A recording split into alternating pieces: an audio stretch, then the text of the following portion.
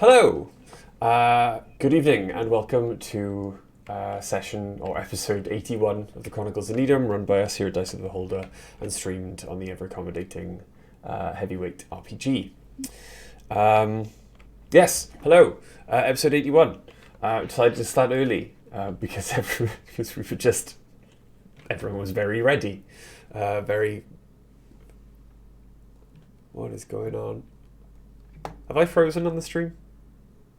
I don't know. Hang on. No? No. Not that I'm aware of. Oh, it's moving again now. Cool.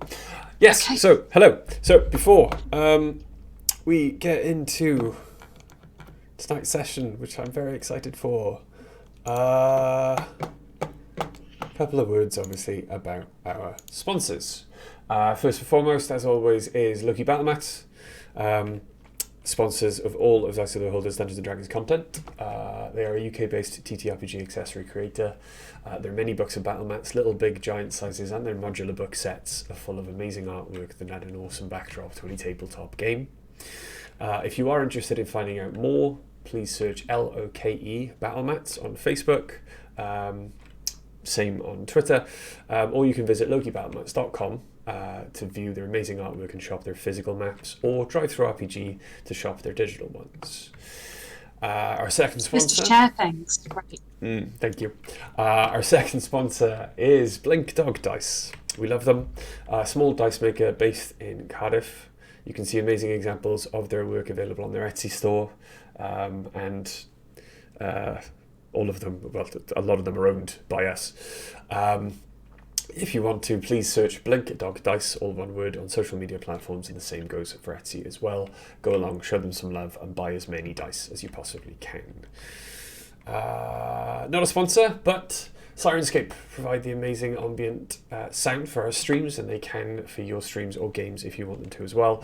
Please pop over, check out sirenscape.com, where you can download the free app that gives you access to a limited amount of free background noises, or if you want to, it is well worth it, subscribe and get access to the huge, massive library of ambient sounds that they provide. I highly recommend it because epic games need epic sound. Hell yeah. Yes, so everyone's on screen, apart from Hey. Millie, who wandered off.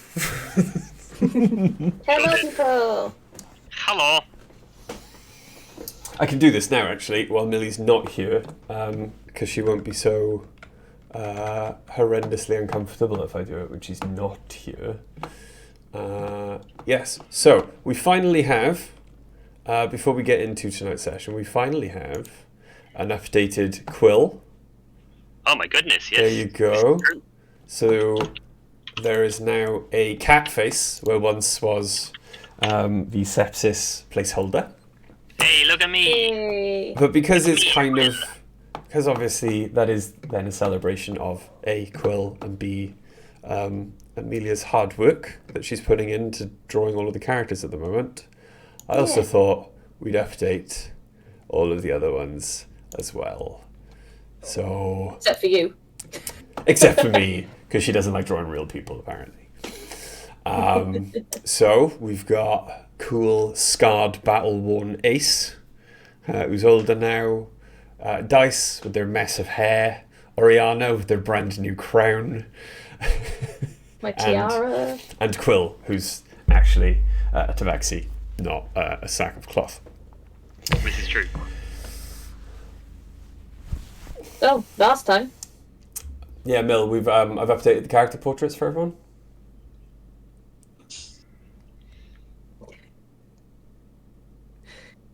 That's just distressing. Why? It's an improvement. It's not. Yeah. Yes, it It is. is. Quill's Quill's actually Quill now. Yeah, Quill's a tabaxi. I mean, sure, but Dice's hair's only half colour because I got distracted halfway through. That's fine. Fine. Everyone loves it. So yes, last time on the Chronicles of Nidum,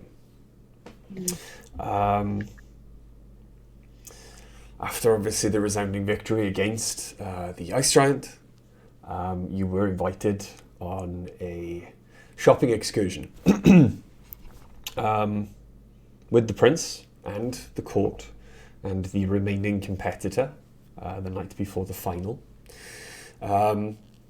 However, because Oriana had something else that they wanted to do, decided before the fight with the Ice Giant to pretend to be severely injured to the point where they couldn't then join the prince on his night out. Unfortunately, no pretense was needed, as Oriana ended up on death saving throws during the fight with the Ice Giant. So, adequately... Called method acting? That's full method. Adequately convinced, then, that Oriana and Quill were not up to joining him on the excursion out into the town, the prince took, instead, dice and ace and showed them around. You met Altair. You were given time to speak in private with the prince. You bought some magical items and some healing potions for your friends, and ended up meeting your competitor for the next day, the Lord of Blades, one of the race you had been told about by first Antonius and then Vizier. This one, though, seemed slightly more militaristic, a bit prickly, and took a quick dislike to you before flying off to prepare for the battle the next day. While all this was going on, Oriana and Quill, you broke into the Inquisitor's mansion, along with Jarrus, at first discovering that the Inquisitor's mansion was put together by stone, mortar, and apparently the sacrificed souls of the citizens of Paras. You found Jarrus' son, or adopted son, a small goblin boy, and wanting to carry on and go ahead, because you would sense something else dark and malevolent in the mansion, Jarrus agreed to leave with his son. You eventually found a crown. Are you guys still streaming? I've been for a bath. You eventually found a crown. Infernal in nature.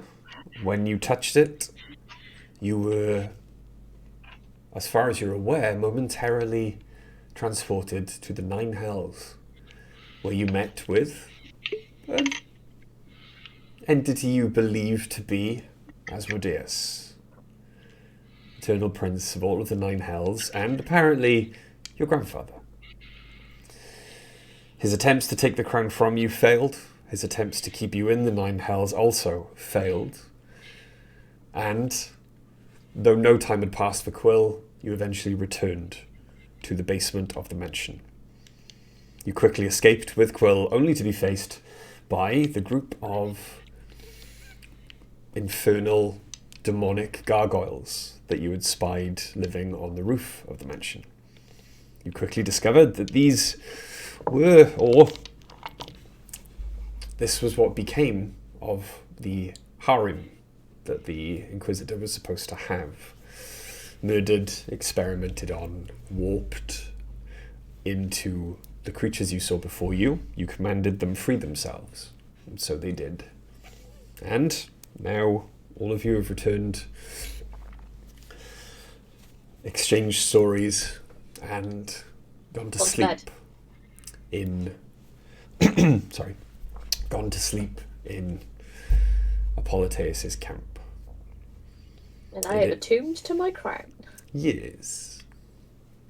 It is then, as we bring ourselves, or as you come to wake, that you have all taken or all received a full long rest, which I will do Dice. for Ace. Not dice. Dice can do their own. Can I just closed my character sheet.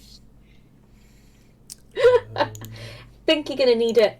Yeah, be fine. Oh, pardon me. Okay. So, you wake the next day. The courtyard outside your rooms is quiet. It is much quieter, and it is now that you notice truly how much quieter it has gotten over these last few days. What was? Yeah, I don't know what that was. I didn't hear that. It was Charlie then. There was a static sound. Don't worry, it's fine. Oh, But I wonder what yes, caused that. over the last 3 days, as more and more bouts have taken place, less and less of your training companions have returned. Less and less of them have survived, but you know the way that Apollates' camp works. The fact that they have not survived does not mean they are no longer with you. So, you wake. What would you like to do? How would you wish to prepare for your day? A good breakfast. Yeah, on that note, are the gargoyles still in the courtyard? Okay. You move out into the courtyard. Roll me a perception check. I can't. My dice are over there. I'll look. I'm prepared. I'm a good D&D player. 13. Was that Got a 13, sorry? Yeah. Okay. Perception check. There we go. 14. 14. Okay. As you look around, the courtyard is relatively empty. All you can see is Dom and one of the chefs preparing breakfast for everyone.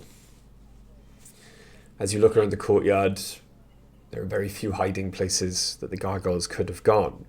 But as you step out to investigate the area and perhaps ask Dom where they've gone, you look down and notice that the normally unbroken linear shadows of the roof above, of the ceilings above, are broken and misshapen. And as you turn to look up above you, in what is probably a quite brazen display of their freedom from the yoke of the Inquisitor's oppression, it would appear that Apollateus' camp has some new ornamentation to it. You see the 12 gargoyles in different poses of defiance and rage, stuck and frozen in stone. Hey, can you guys move during the day? I think they can. I don't think they can either, but I thought I'd ask. Hello? I'm going to save them some breakfast. And I'm going to make up plates for all the gargoyles and then hide them in my room. Not really hide them, I'm just going to put them on Dinner my bed. would be ready by the time they can wake up. Yeah, but just in case, they seem not to have eaten... Bad accent. Just in case, they seem not to have eaten much recently, and I don't want them to be sad. I think they need to. They can. I don't think they need to. But they were so excited. And I'm going to do it anyway, but I'm going to get like the freshest fruit and fresh bread and stuff, and then keep it safe for the day. Okay. Like a crazy person. That's fine. As you approach, Dom has laden the table with enough breakfast to feed what would have been the full complement of performers and gladiators that you first met, though as you look around you do realise that only the four of you appear to be the ones eating. I'm gonna get a bowl of porridge and put some fruit in it, and then head to the stables to see my nightmare. Okay. Dom kind of nods. You should eat more. Porridge is a perfectly good breakfast. I'm not worried. It will not be last meal, obviously, but you should eat more. Please. Dom, I can only eat so many of the things on the table. I don't eat meat.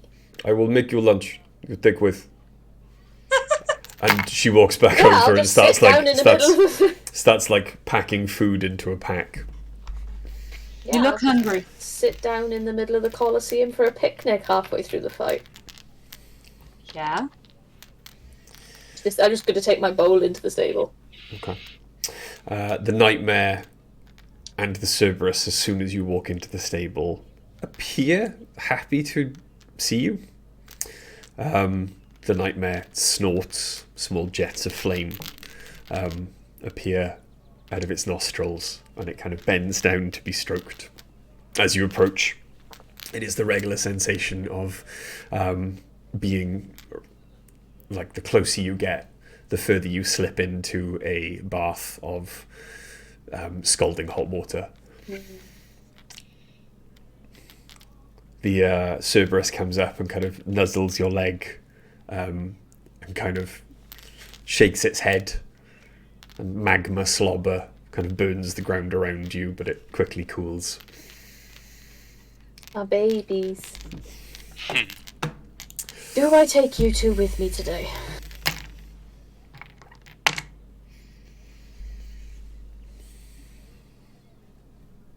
Do I risk taking you into there?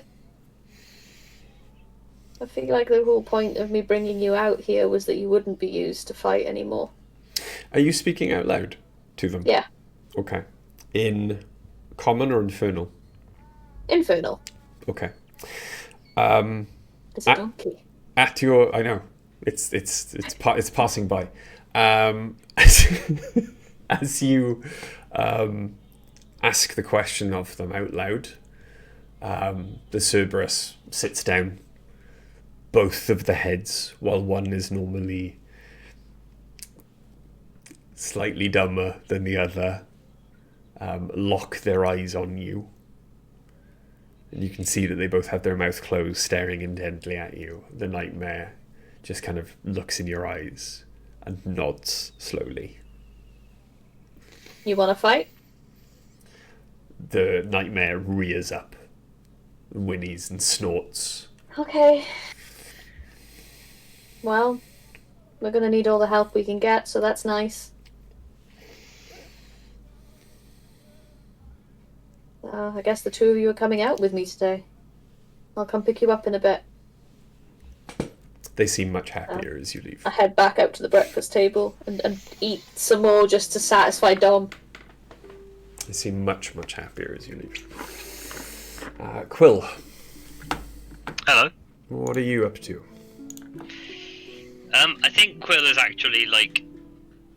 Writing his last will and testament. No, I think Quill is training. Okay. Basically just running drills, trying to warm up, staying in shape. Okay. Yeah, I think that's what he's doing. I think you're muted, bro. No, not muted. Oh, I just didn't say anything. okay. No, that's fine. Not talking to you. No, you take out obviously the training dummies, some of the gym apparatus that you've been using over the past couple of weeks, and while everyone else is eating breakfast or tending to the animals, you methodically put yourself through your paces to warm up, prepare for this final duel. Dice? Yeah. What are you up to? Eating breakfast. You sounded so hostile there, Millie. I loved it. Yeah. What do you What want? do you want? I'm just sitting there eating breakfast, enjoying pastries, contemplating it as a last meal, making the most of it. On my own at the table, Okay. like a crazy person. Okay. And anyone want to describe what Ace is doing? Warming up, stretching, Polishing their training armor. with Will. Polishing their armor. Yeah. Ace is polishing their armor. Cool. Probably for the last time, you know. Could be.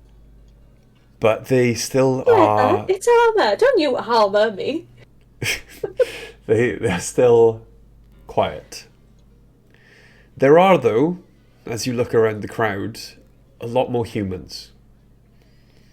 And it would seem almost the entire human population of Paras has come out for this.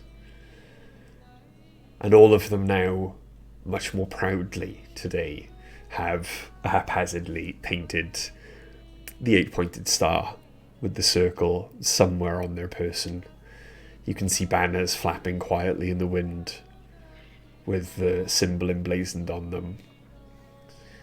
And as you pass, instead of money being thrown to you, there are flowers. And it's a beautiful black flower with a red centre, 8 petals.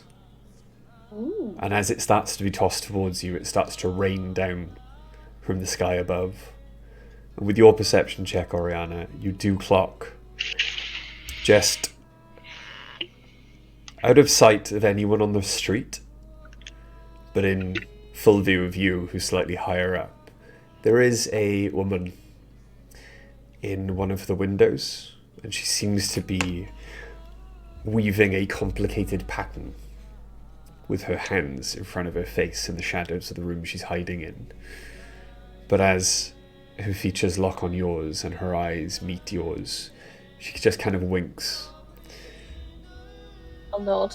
And the rain of black flowers gets heavier. Until eventually it gets lighter and then completely stops.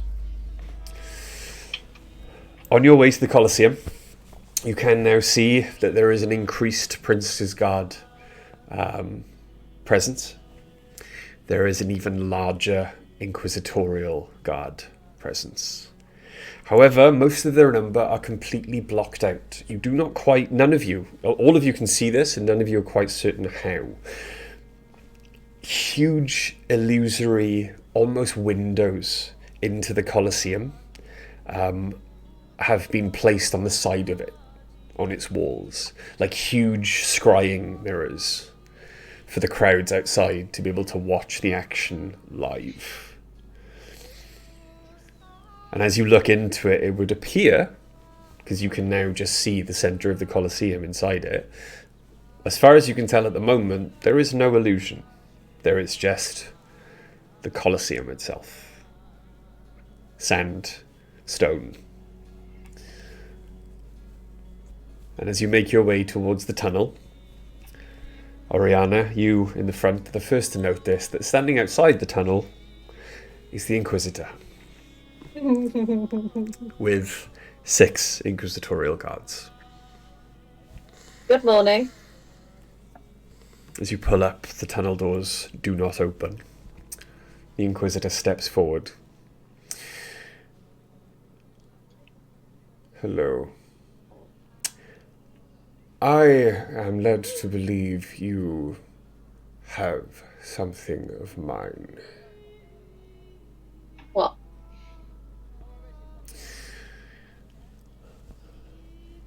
It would appear security in my maison has failed to the point where it is almost non-existent.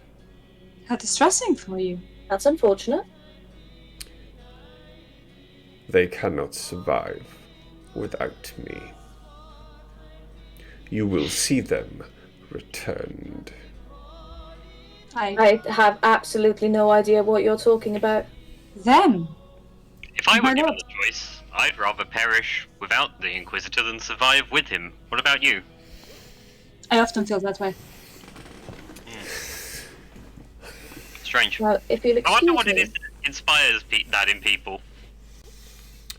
You are I just aware. gesture to him like, You are aware that until you are named winners of this tournament, you are still subject to the full penalties of committing a crime while waiting for your bout, yes? my lord, we have Aware of any no crime idea you've committed. what you're talking about. I generally do not know what you're talking about. Well, You saw the state of me leaving the Colosseum yesterday. I was with you all evening, my lord. We went shopping. Will and Oriana remained home because they were injured. You saw them. well, I'm so sorry. What are you talking about? we shall see what the Council, the Senate, think of breaking and entering. You see, it is difficult. Breaking and entering where? It is I difficult. assume his home. He said his security was damaged. My lord, what evidence do you have of anything? You can't just accuse people willy-nilly because you have a grudge against them, which, by the way, is well documented. It is difficult to get away with a crime when the walls have ears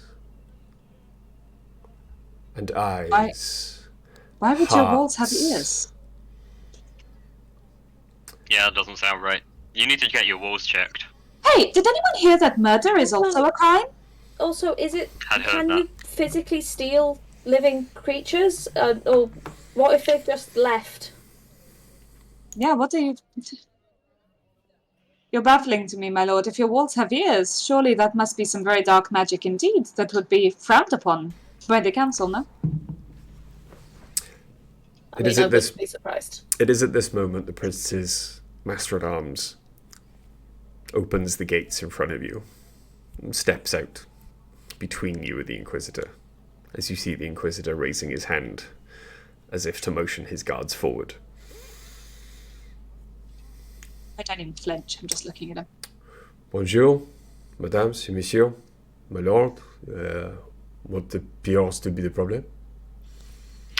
Inquisitor making accusations, Wild accusations. wild ones. That we somehow burgled his house last night, despite me Almost being... as if he's afraid we're going to kill his champion. I think And he's trying to looking get for a out of the fight. backup. Why is your man not up to it? No, I cannot believe this is so. The Inquisitor knows that all accusations of wrongdoing while the tournament is going on, at least between wrongdoing by the competitors, must be presented to our prince before any arrests are made. And as I Certainly, you would think he would know that, wouldn't you? as I have recently come from the prince and have been by his side for most of this evening, I cannot remember when the prince was told of this. My lord? The Inquisitor Presumably, it's just slipped the Master-at-Arms' mind. ignoring you all and the Master-at-Arms, the Inquisitor turns, and as do all of his guards, and just walks away without saying a word. That's embarrassing. Pleasant fellow. You are late. Apologies. We were impeded. I will tell the prince of this. Thank you. Be careful. Good luck. Thank you. And you, Oriana, are allowed to make your way in, and the carriage follows you. The gates close behind you. And eventually then, the sounds of the street outside fade into nothing.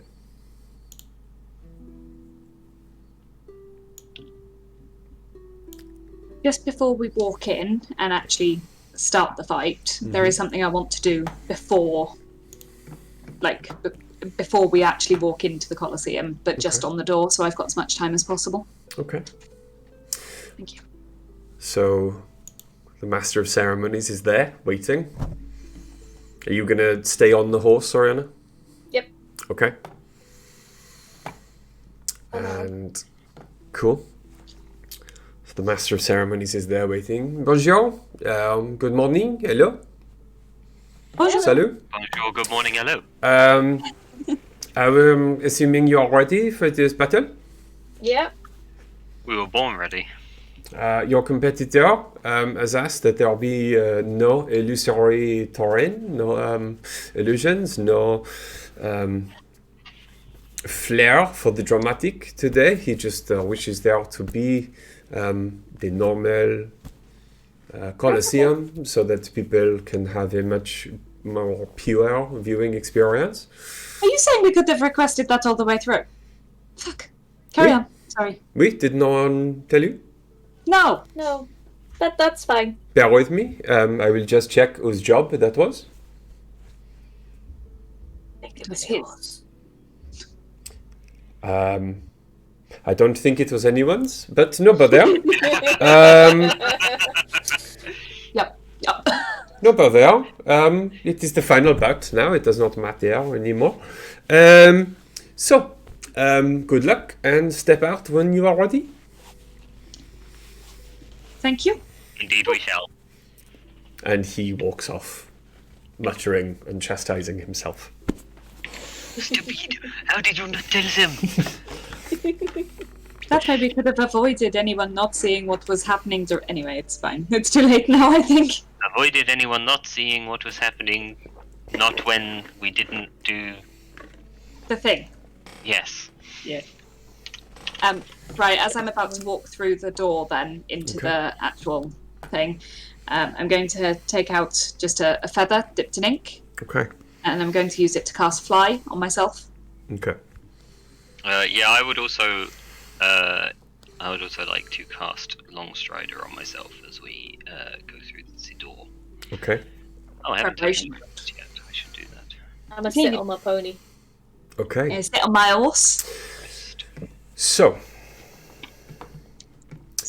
as you are preparing then for the gates in front of you to be opened, obviously it is about, say, 20 feet wide, the exit. What is the order? How do you stand from left to right? I should probably be on an end. I think Quill and Ace in the middle. And I'll be on the other end. Yeah. Okay. I'll get Cerberus to stay on Dice's other side. Okay, so from left to right, we've got Dice on the Cerberus, Quill, Yeah. Ace, Oriana on the Nightmare. Yeah. Cool. Okay. I'd like to take a free action to bend down and scritch the Cerberus and go, hello, puppy. And now I'm done. Okay. I- if you will- Before I send Cerberus over, I tell him to keep Dice safe. Oh. Okay. If you will allow me a moment, then please. Yep. So for this fight, Mill, if you want to control Cerberus, Oh God, I don't. I've got to control a Nightmare. I haven't got the details for the Cerberus. I can give them to you. Aren't you just going to be on the Nightmare? Well, I don't have any mounted combatant skills. Ah, You could have taken it as a feat. yeah, but... Yeah. I don't think I can. Yeah, you could have done. I mean, you In can, but... the last level up, you could have gone for mounted combatant. I didn't get any feats in my last level up. No, Millie, No, We Charlie's... discussed this. We did. multiple times. I'm sorry. Yes, you're quite right. I'm an idiot. If you search two-headed Cerberus and just add it to you for now, Okay, I'll just keep under my extras. I'm just gonna put it on here. If that's He has easier for you, I'm Because happy. he has a breath weapon, so Nice. Okay. I don't want to get him killed though, Charlie. I'm sure you won't. Great. Just have him pull back. Add ally. No, it's not an ally. How do I add it? He's a beast beast companion.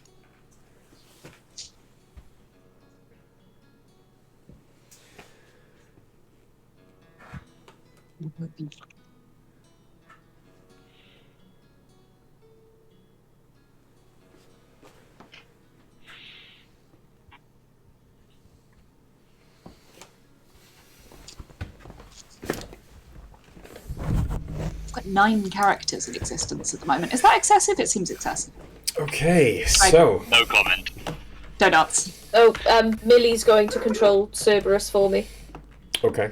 so that I Simple. can focus on the Nightmare. Time to kill Yeah, the they're dog doing 3 blade.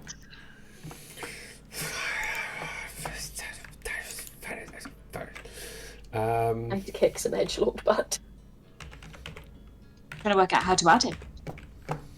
Under extras, Yeah, it's got to be done on the computer, not my phone. That's all. What's the nightmare's hit points, Char? 68. It's not bad. AC? 13. Speed? 60. Fly of 90.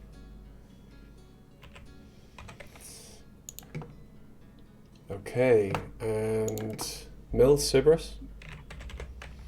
What did you need? Hit points? It's a two-headed. It's a two-headed Cerberus.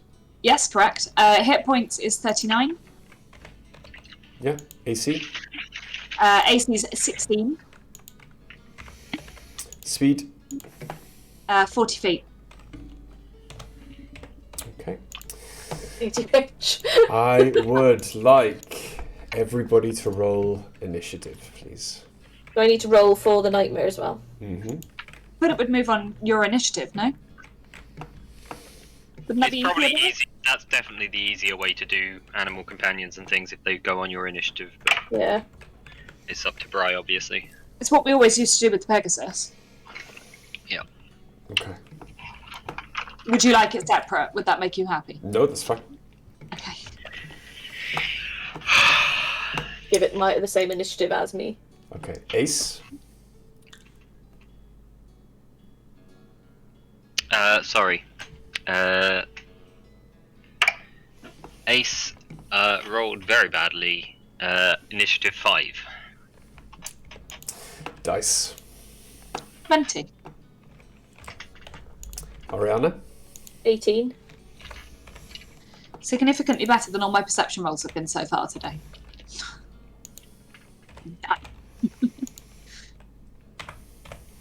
Okay. Quill. 14. Okay.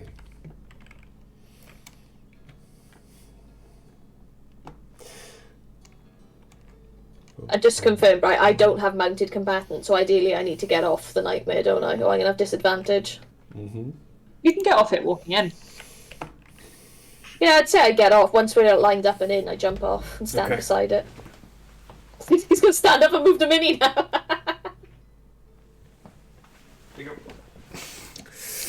There I am. Cool. Okay. So Probably make that big so I can see. There we go. you see before you the hulking 7-foot-tall metallic figure.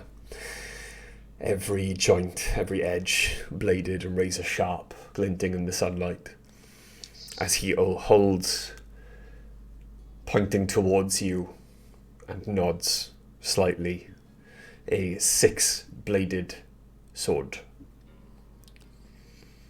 You ever think maybe you're overcompensating? I do think that, yes. It is dice up first. Yeah, how terrifying is that? Okay, so first things first, I have fly cast. Mm-hmm.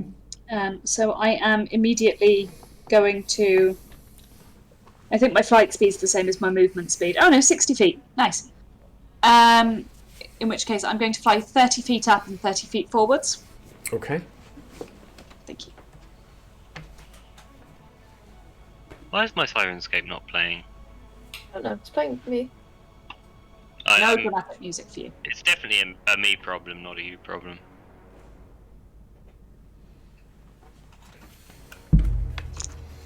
Okay. Okay. And from there, I'm going to... Biggie is a double-bladed scimitar with 3 blades on each end. Just a 6-bladed sword. So that's just my movement. It's magic, Biggie. Magic. Okay. Biggie. I'm going to cast Mirror Image. Okay, I don't have another dice miniature, but okay. But you'd need 3. 4. The 3? Okay. 3 illusory duplicates of myself. Okay, give me a sec. Isn't that headset meant to be wireless? No, not if it's on charge. Why is it always on charge? I think the wireless one doesn't work with that computer. I'm not sure why. Physical effect. That'll do. Okay. Okay.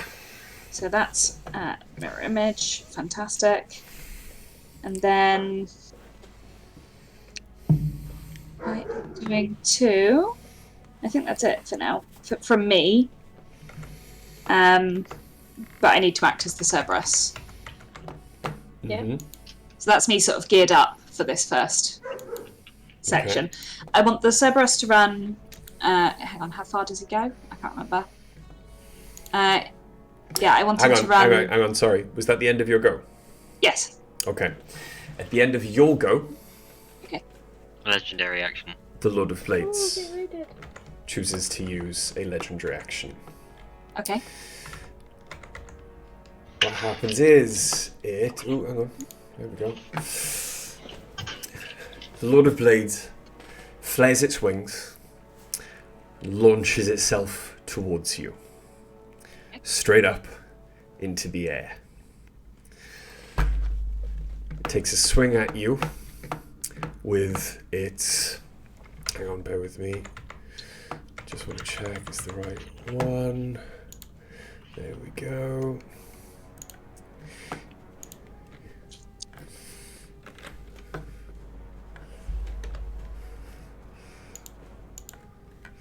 Okay, there, it is right, cool. Launches itself up. He takes a swing at you with his bladed wings. Okay. So, there we go. That is going to be a 28 to hit. Well, hang on a minute now. He's coming towards me, but well, let's see if he even gets me first, shall we? Okay. Because I've got mirror image on. Oh yeah. So is it disadvantage or do you have to roll? I can't remember. I roll. I roll a... If I have 3 duplicates, I must roll a 6 or higher to change the attack to a duplicate. I rolled an 8. Okay. So you hit a duplicate. So as he... So now you have 2 duplicates. As he flashes past you, he destroys a duplicate. But he keeps going. Until he lands in front of Quill.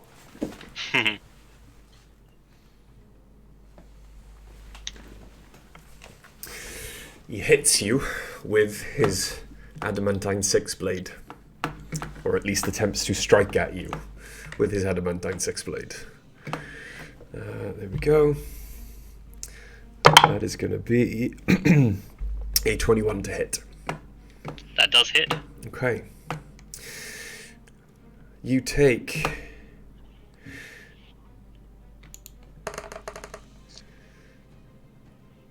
25 points of slashing damage. Plus... Just tell me the total, don't tell me the pluses. 4 points of force damage. So 29. 29 in total. You also take an additional 11 slashing damage because he moved so quickly and charged at you. I would like you to make a strength saving throw. 40 Boy. damage. And a strength saving throw, you say? Yep. Well, I'm super strong. That is a 14 minus 1, 13. You are hit by him so hard that he slams you bodily through the air. Unfortunately, the only thing behind you is the solid wooden door, and you take an additional 1 point of bludgeoning damage. You are, however, now prone, laying at his feet, which means he has advantage on you. Yeah. Do you think you might have pissed him off, Greg? I don't know, maybe. Okay, so that is the end of his legendary action. The Cerberus dice? Yeah, well, the Cerberus is now basically right in front of him, right? Mm-hmm. So, that somewhat changes what I was intending to do. The Cerberus is going to... Hang on, I need to be able to see both things at once. There we go. Okay. The Cerberus is going to move round behind the Lord of Blades, but sort of cut a corner to Ace. Okay. and he's going to attempt to do 2 bite attacks, but he has advantage anyway, regardless, if there's another friendly creature within 5 feet. Mm-hmm. So, 2 bite attacks. Oh, I really don't want him to do a bite attack. I think it's gonna hurt him. Okay, alright. The first attack is a 19 to hit. Mm-hmm. Does it hit? A 19 just hits. A 19 is the Lord of Blades armor class. Okay. So he does 7 piercing damage and on the first hit, and 4 fire damage. Okay. On the first one. And the second one is... no, it's not going to hit. It's a 17. So the first one misses. The first one hits, and you can see the magma saliva burning into the bite mark left in the leg of the Lord of Blades. He kicks his leg out of the way as the second maw comes in to grapple him. But unfortunately, it misses. Is that the end of the Cerberus's go? Yeah, I don't think it has much in the way of bonus attacks, bless it. Okay. The Lord of Blades is going to take his go. Okay. The Lord of Blades a construct? Might be. I don't know what a construct is. Just a man-made thing. Yeah, something put together. So he is. Yeah, A robot. maybe, sort of. I mean, he is a construct, I think.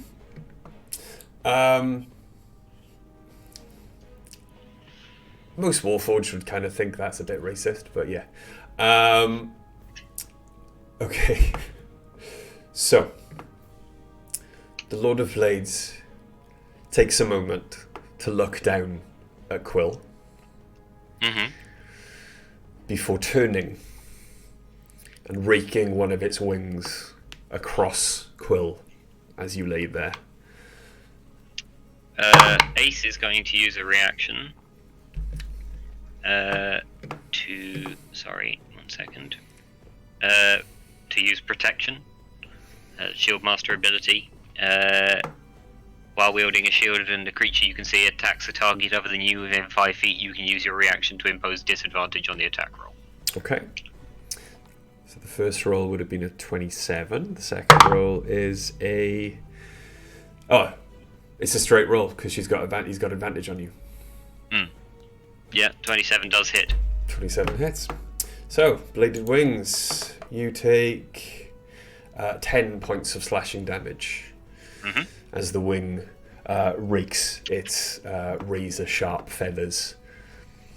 And as you move... Plus? No, that was it. Wow. As you move, or as he moves away from you to turn his attention then to Ace, a bunch of the feathers fall off and litter the floor around you. He's then going to make 2 attacks against Ace with the Adamantine 6-blade. Okay.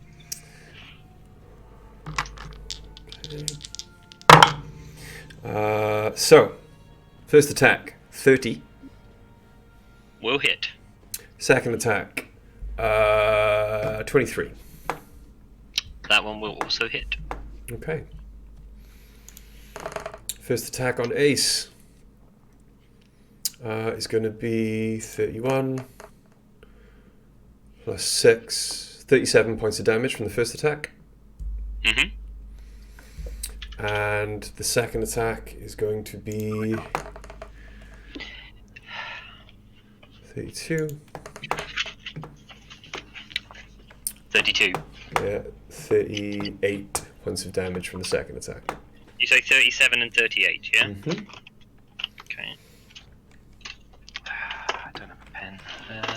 I got it. I'll open, You know, I'll I'll open, read the sheet. yeah, I'll open Ace's sheet back up and. Cool. Thank you very much.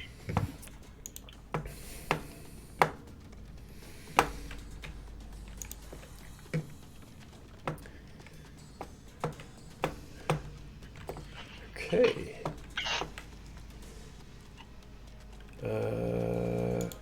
So did I say 37, 38? Yeah. You did. Okay.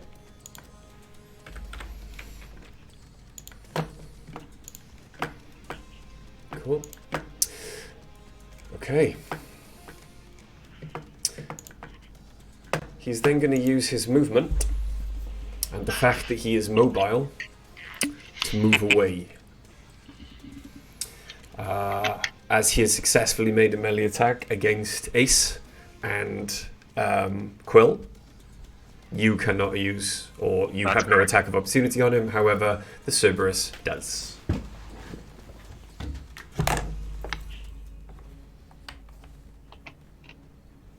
The Cerberus want to try and hit him? Millie, you're muted.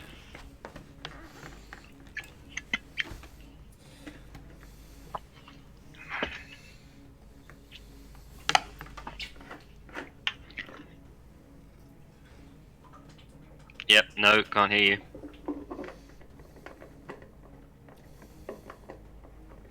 Check your device settings. Try muting and unmuting.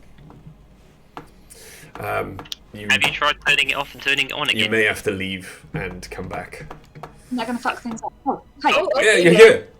Yeah. I don't know what changed. Okay, fine. I was going to say, I don't think he has a reaction. Yes, he does. Does he? Fine. I assume it would just be a standard bite attack. Everyone's got a reaction. It's fine. I assume it would just be a standard bite attack. Yes, one standard bite attack. Fine. That's 23 to hit. A 23 definitely hits. 23. That would be 5, 6, 7, 8, 9, 10, 11 damage. Okay. 4 of which was fire again. I like this D4. And 7 was piercing. Pissing? Piercing. Oh, that makes more sense. Yeah, it's pissing damage. The Cerberus just got hacked off, raised a leg, went for it. Mm-hmm. And he's going to move away and fly up. Right.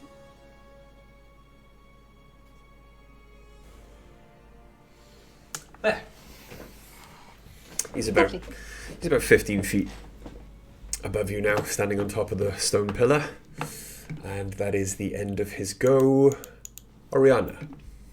Thank you for moving him. I cast Shatter at 4th level. Okay. He needs to give a Constitution saving throw, which he does at a disadvantage because he's made of metal. Cool. Let's have a look.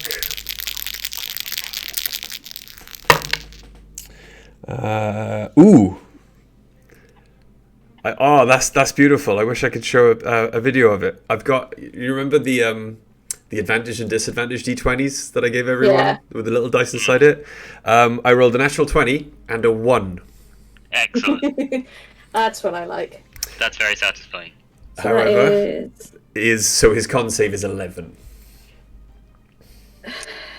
So he made a con save of 11 total. Mm-hmm. So he failed. Yeah. That's fine. He takes 5d8 damage. That one blocked.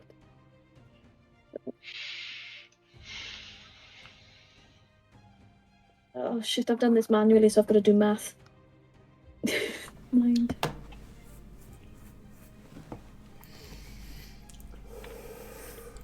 $24 points of damage. 24 points of damage in total. Total, yeah. Okay.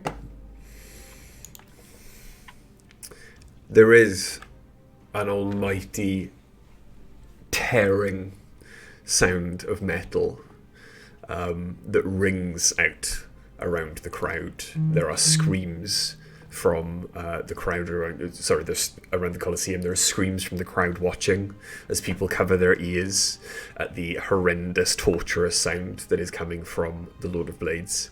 And he now his attention previously locked on Quill and Ace now turns his attention to you, Oriana, as the person who cast the spell.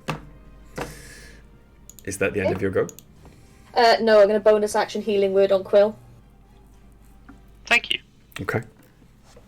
So that is 2. It's not going to be much. It's only 2d4s plus 6. Oh, babe, you can't. You cast a leveled spell as your action. You can't cast a level spell as your bonus action. But it's a bonus action spell. Yeah, but you can't do a bonus action and an action spell. You can cast You a can spell do and a any other cantrip. action. Yeah, I don't think I can heal you with the cantrip. don't worry about it. It's fine. But I can cast a cantrip. Yes, Yeah, as long as you it's a can do bonus action. cantrip, or Oh, I don't have bonus action cantrips. Never mind then. something else as a bonus action.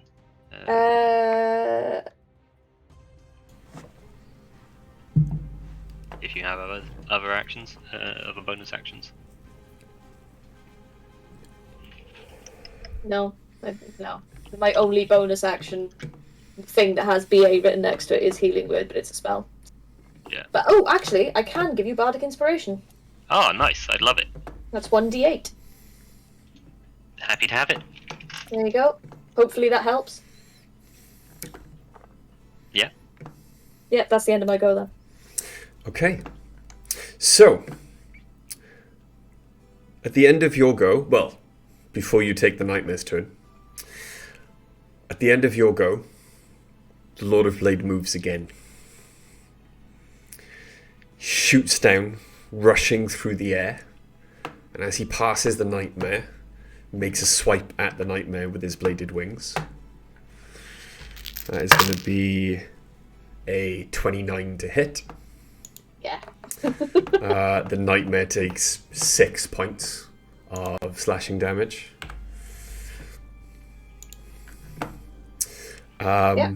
He is going to strike at you with his six blade, which is going to be a gotta love Oriana's new armor. That's a 16. Oh my fucking god. I was getting ready to cast shield as well. He misses, bitch. It's possible to miss Oriana now. Yeah, that's a first. Cool. Okay.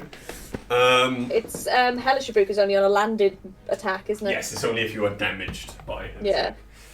So he's gonna move, miss, and go back up there. Cool.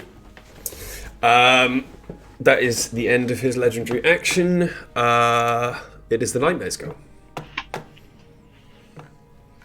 So the Nightmare can only do a melee attack or...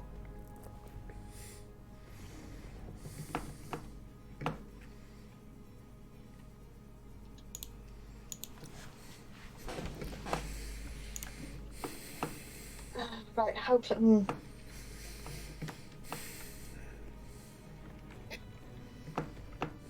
messed up is Quill? On a scale of 1 to 107, he's looking about a 56. Okay. I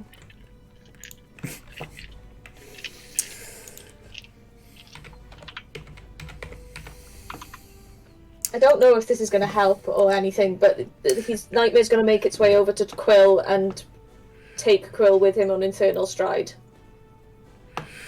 Okay. Which does what? Takes you to the Eternal Plane. Ooh. Okay. I can bring you back next time.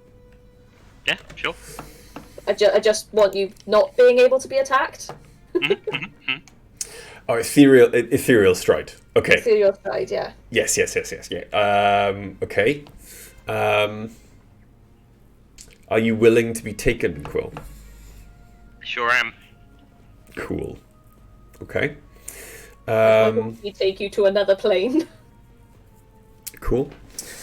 So the it's got to move to do it. Yeah, it's not in base contact with anyone. And the Nightmare and Quill disappear from everyone's view. Hopefully somewhere safe. Is that the end of the Nightmares Go? It is, yes. Cool. Quill? you're on the ethereal plane, buddy.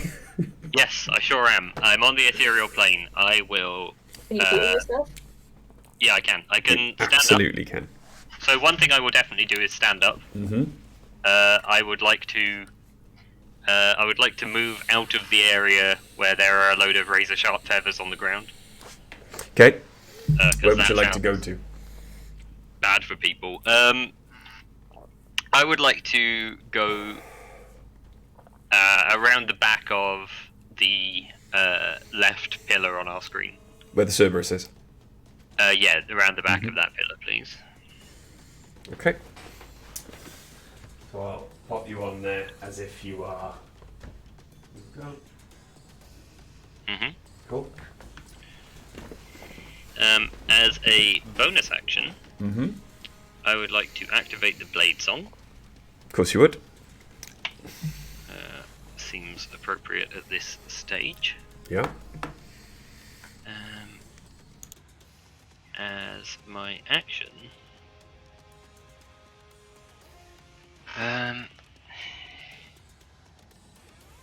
yeah.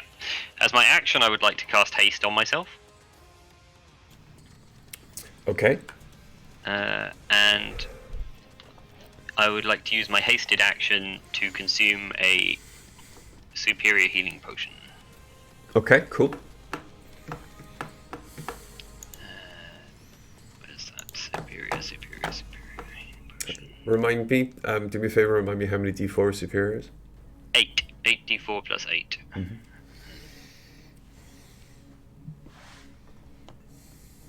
Potion of healing superior. Yeah, 8d4 plus 8. So I'll go and get all my d4s. Probably roll all ones on them, I imagine.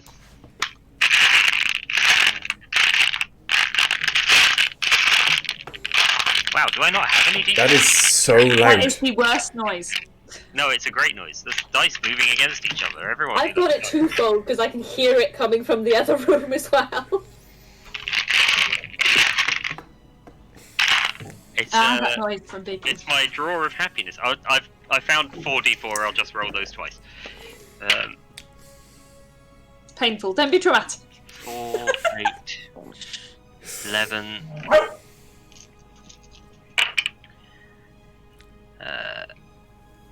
15, 19, 20, 22, plus 8. I regain 30 hit points. Nice. Okay. Not bad.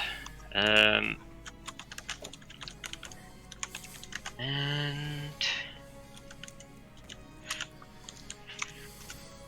yeah, I guess that's about my turn. In case anyone's wondering, my speed is now... So Long Strider plus 10, Blade Song plus 10 is 60 on top of Mobile. Mm-hmm. Haste doubles that. So my base walking speed is now 120. Cool. And my AC is now 21. Cool. And I'm in the ethereal plane, so I guess that none of that really matters. Mm-hmm. Is that the end of your go? Yes. Ace. Ace Kovac.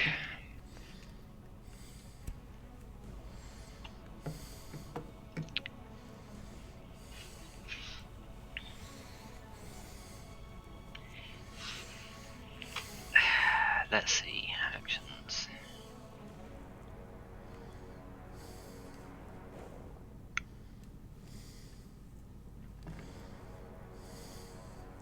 So lay on hands is an action.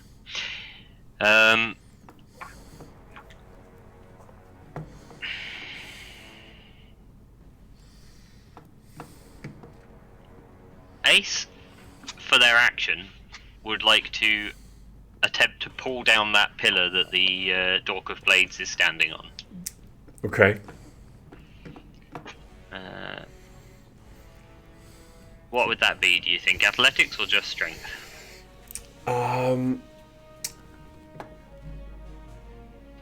That would probably be athletics. Okay.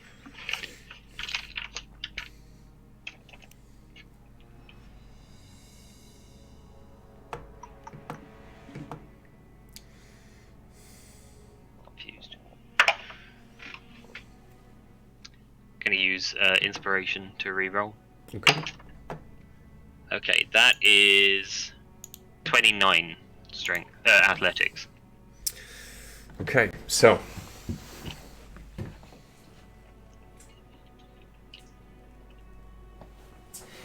Ace charges over, shoulder barges the broken anyway or ruined stone pillar, and in doing so grasps it and pulls hard, using all of their now not inconsiderable strength, now that they have attuned to the belt of frost giant strength. So yeah, I forgot Ace had a plus 16 to athletics. Yes, Ace not only manages to pull it down, but almost in one large chunk lifts it up above their head before dropping it on the floor next to them. Fucking caber toss that bitch. Unfortunately, he wasn't really standing on it. Okay. I didn't really think he was. Where's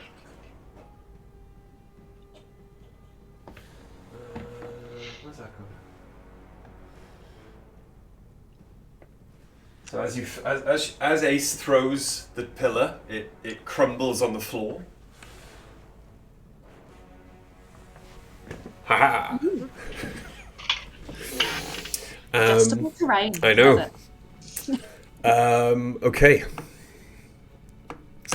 Would Ace like to do anything else with their go? Bonus action Shield of Faith on themselves, please. Bonus action, Shield of Faith, yeah?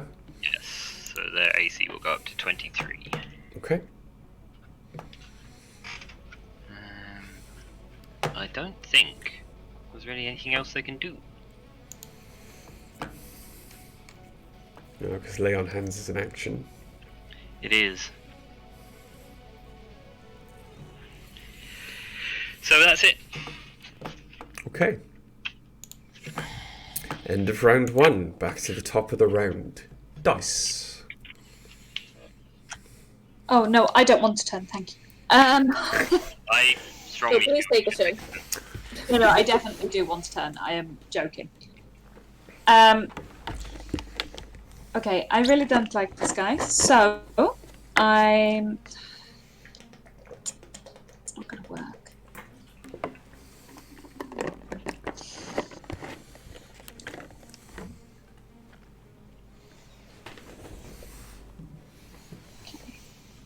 I'm going to try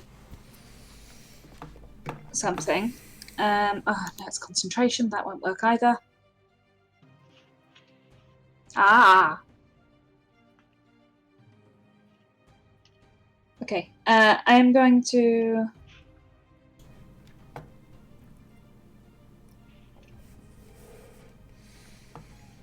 cast Shatter on him. Okay. So disadvantage on the saving throw? I assume so, yes. See what he's got. Constitution saving throw. Son of a bitch. A natural 1, so 11. That is not sufficient. No. So he takes 3d8 thunder damage. Exactly the same roll against that I had against Charlie's. Keep Good. doing that. That'd be great. Well, 3d8. every time it gets to yours and Dice's turn, you cast Shatter and you roll a nat 1 every time. Yeah, please. Just pick I away rolled, at it. I rolled 2 8s and a 6. Okay. So that's 16, 22. Wow, my maths is bad today. It's 22 shatter damage, thunder damage. Okay. There is again a gonging sound followed by a horrible rend of metal that almost deafens you. But now the Lord of Blades, as he floats there comfortably in the air, turns and fixes his sights on you once more, Dice. All two of the clones. 50-50, we'll see. The It's not one 50-50. who likes to talk. 60-60-33. The one who has high opinions of himself. Is that your response to him? Yes. The crowd goes wild. Good. Did we decide I can use Shield of Faith in addition to a spell? Or does it count as a spell because it doesn't use a spell slot? But it is in my spell list. Because it's a little bonus action thing, isn't it? the patron's piety bonuses that you get give you the ability to cast it as a spell. Ugh. Okay, fine. But it comes with uses. It's got 5 uses rather than it taking spell slots. Mm-hmm. But it still gives you the ability to cast it as a spell. But I don't want it to be a spell. Okay, that's I fine. know. In which case, I don't think I have any bonus actions in this form, unfortunately. So that's it. Okay. It's the Cerberus's go. Oh, yeah. Yeah, okay. I'm going to get the Cerberus to walk up underneath, or close to underneath, Mr. I have high opinions of myself. Okay. And he is going to use his breath weapon up at it.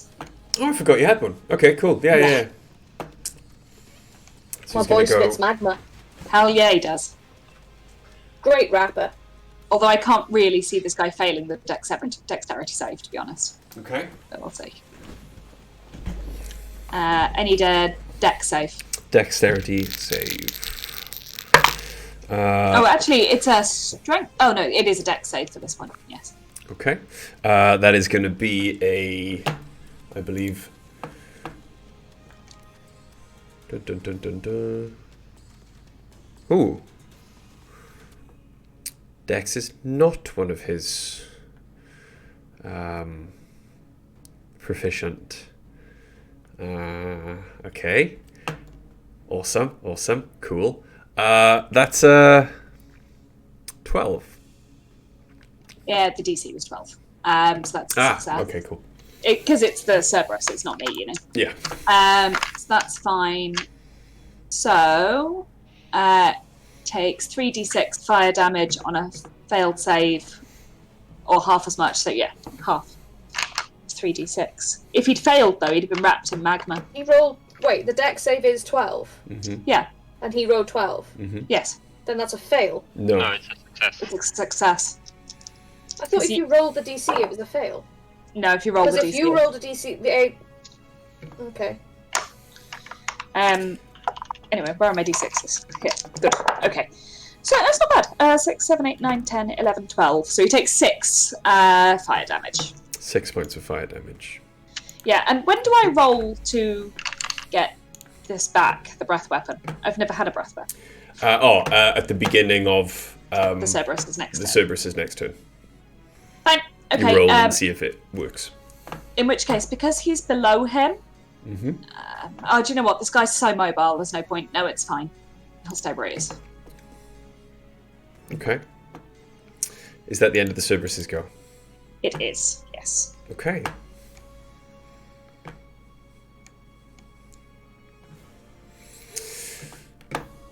The Lord of Blades is going to move further away from everyone.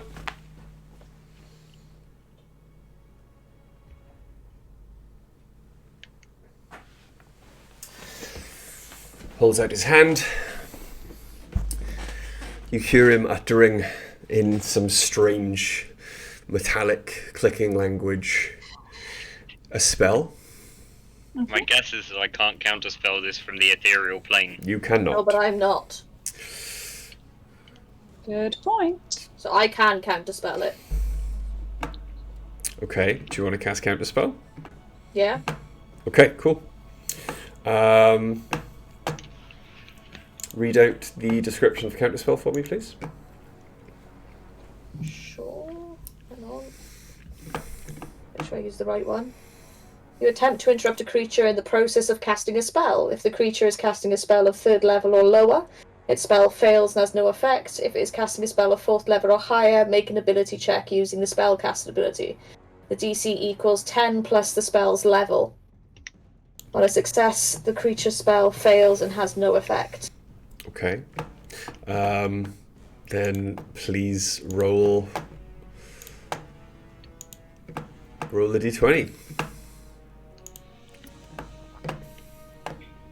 That is 18, Yeah. and then yeah. Yeah. That's it. Your roll is basically a 24. As he holds out his hand, you begin to see magical energy build at his fingertips. And just out of the corner of your eye, you notice that all of the metal feathers that he left littered on the ground around where Quill fell begin to dance and move as if they're trying to levitate off the floor. Until you utter your counterspell, and the magic fizzles out, and all of the blades fall back to the ground. Performance issues. It happens to everyone.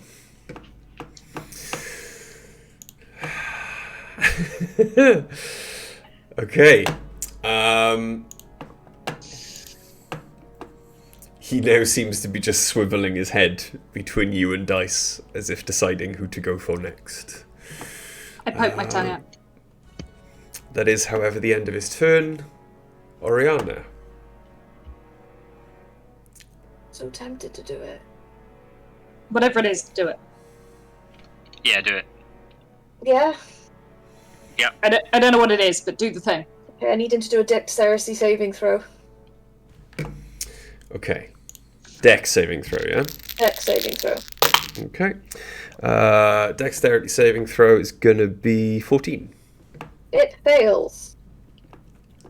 I'm rolling this on D&D Beyond because I can't be asked to go find that many D6s. Okay. That is 40 points of fire damage as I launch a 7th level fireball at him. Dice, roll a dex saving throw. I can do it carefully. No, I can't. Are you in range? 20 foot? Why? Sorry, Yeah, why she are we? doesn't have to. Alright, where did you fire it? At him.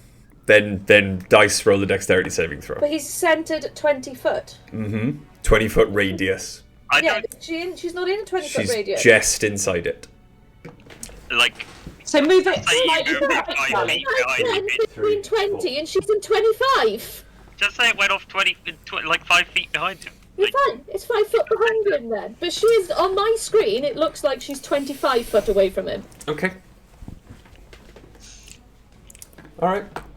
So Dice, don't roll the dexterity saving throw. I won't. I mean, I'm going to roll it anyway out of curiosity. I would have failed.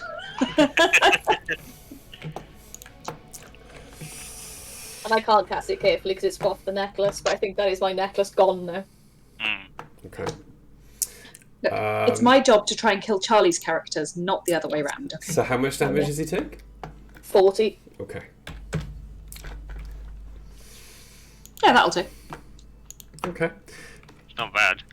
He now, as the hang on. fireball explodes around him and the fire eventually dissipates, you can see all of his armor is starting to glow.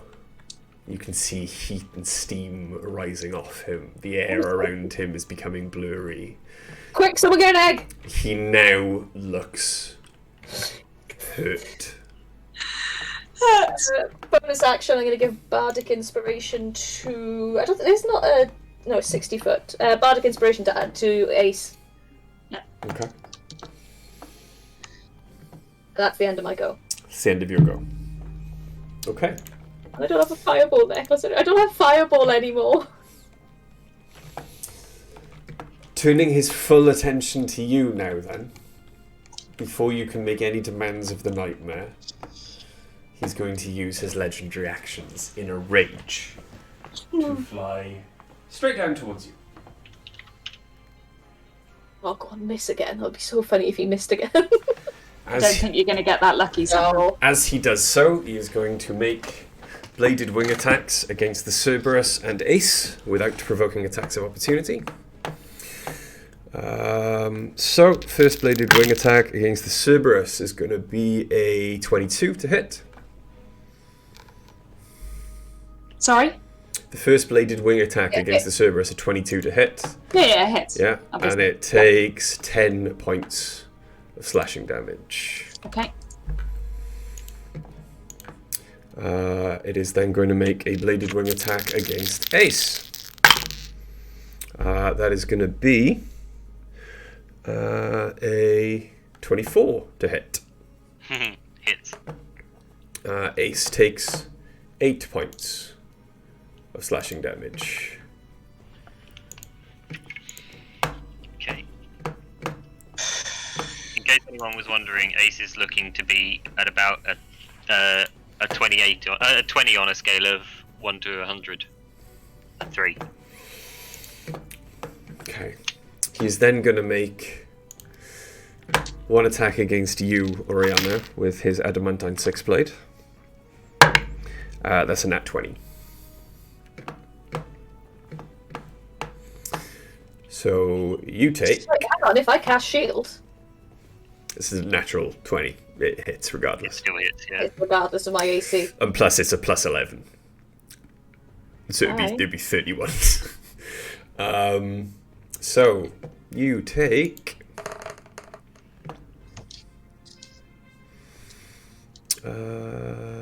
9, 11, 22 plus 5, 27 points of slashing damage. Yeah. And 8 points of force damage. So 35 points of damage in total. But you also take... Because he's moved more than 10 feet in a straight line towards you, you also take an additional 18 points of slashing damage. 1 second. Yes, mate. He's made 2 attacks since he did that. Surely he doesn't have the momentum anymore. He absolutely does. It's his... So this is wings catching as he passes. It's his 3 legendary actions, Blade Dash. He absolutely does. So 18, yeah. You take an additional 18 points of slashing damage. Also, roll me a strength saving throw, please. Nat 20. Nat 20, nice! 22. You succeed in stopping yourself from being knocked 10 feet backwards and prone. He still takes Hellish Rebuke. Cool. Also, I am throwing the fireball necklace. Do I get wreathed in flame? No. No, it has to be a spell. Oh well, I'm gonna be wreathed in flame now. This casting Hellish Rebuke does it. What am I looking for? 3d10. Yeah. That's a d12. Where are you? Right there. That's not the right dice. I've got the wrong one. Where is it there? 24 points of damage? Yep.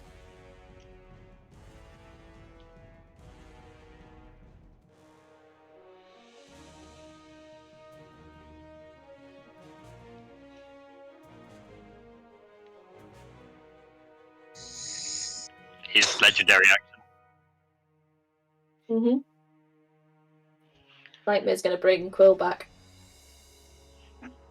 Cool.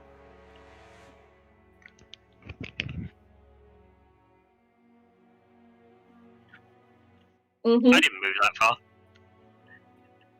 Right, apparently you're silent on the stream. Okay. Yes, sorry, so the nightmare moves and brings Quill back into the material plane. Using no movement whatsoever, but is there anything else the nightmare would like to do?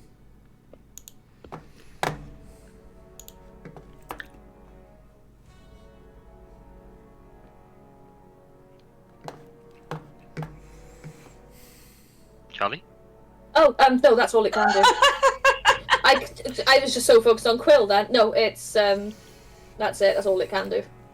That was very funny. You're just like, That is its action, bringing Quill back. Does it want to move or anything? No, it's going to keep an eye on Quill. Okay.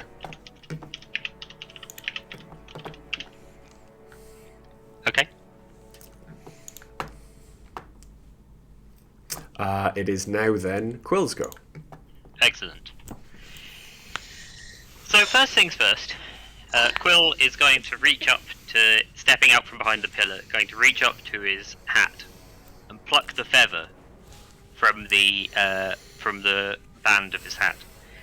He is then going to take 2 running steps forward, toss the feather out ahead of him, which in midair turns into a giant bird, a multicolored rock, which Quill will jump up and land on its back, commanding it to fly up behind the Lord of Blades, where Quill will make his attacks. So that was an action to use the Quell's Feather token, which I've had in my hat band this entire time. I completely fucking forgot you had that. Yeah, you did, didn't you? I will. Jesus Christ. I will cast. He can't attack. He's just a utility. But I will cast Green Flame Blade to attack the. Oops, that's not what I meant to do. To attack the guy. So this will be my first attack. I will be behind him and standing on a rock, so I presume that I'm flanking and have advantage. Yes. Thank you. Probably need it. Yep, that's excellent. That is 18 plus 10, 28. The hits. Hits. So, with that, we are doing 1d6 plus 6 for the scimitar, plus 2d8 fire damage for Green Flame Blade, and sneak attack 2d6.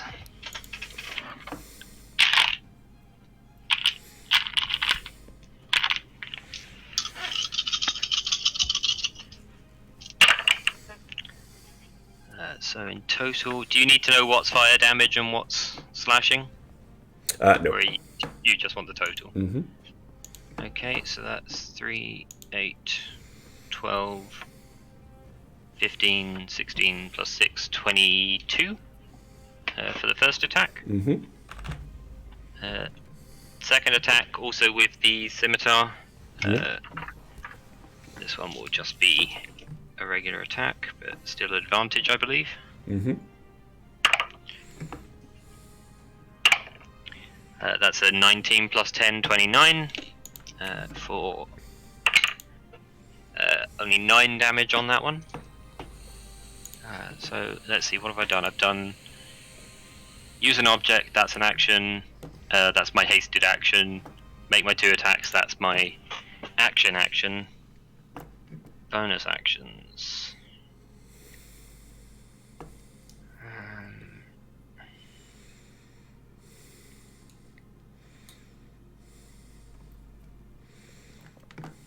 Yeah, why not? I'll throw in a dagger attack with the offhand. Okay. For my bonus action.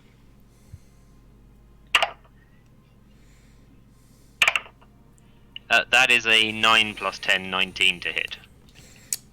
19 is his armor class, so it still hits. Excellent. That's just a d4, so 3 damage with the dagger.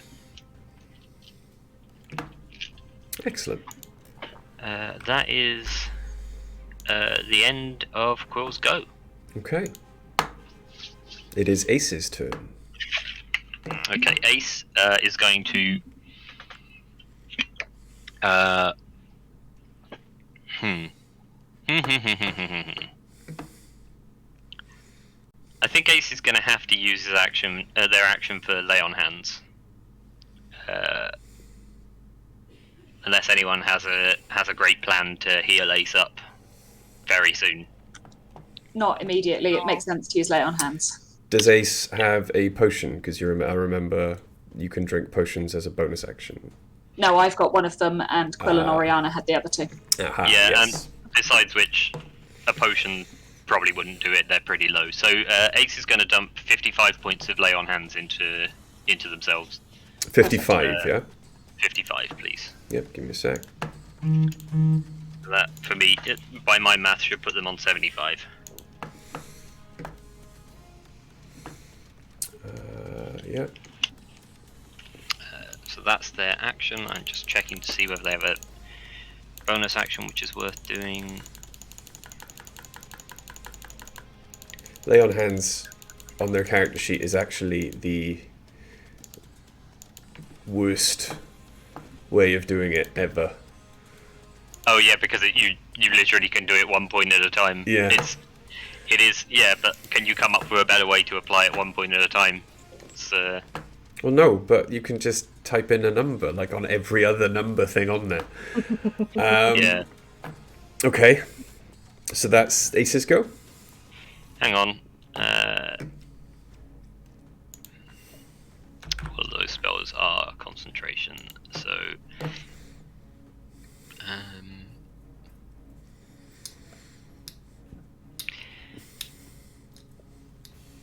and they haven't used a second level spell, so... yeah, that's Ace's go. They will just stand ready. Okay. Back to the top of the round. Round 3. Dice. Sorry, did you want me to roll initiative for the rock, or can they just act on my turn? Same initiative as you. Cool. Okay. Fucking Elmo thing with Rocco there. Not Fine. Rocco, Rock, ROC.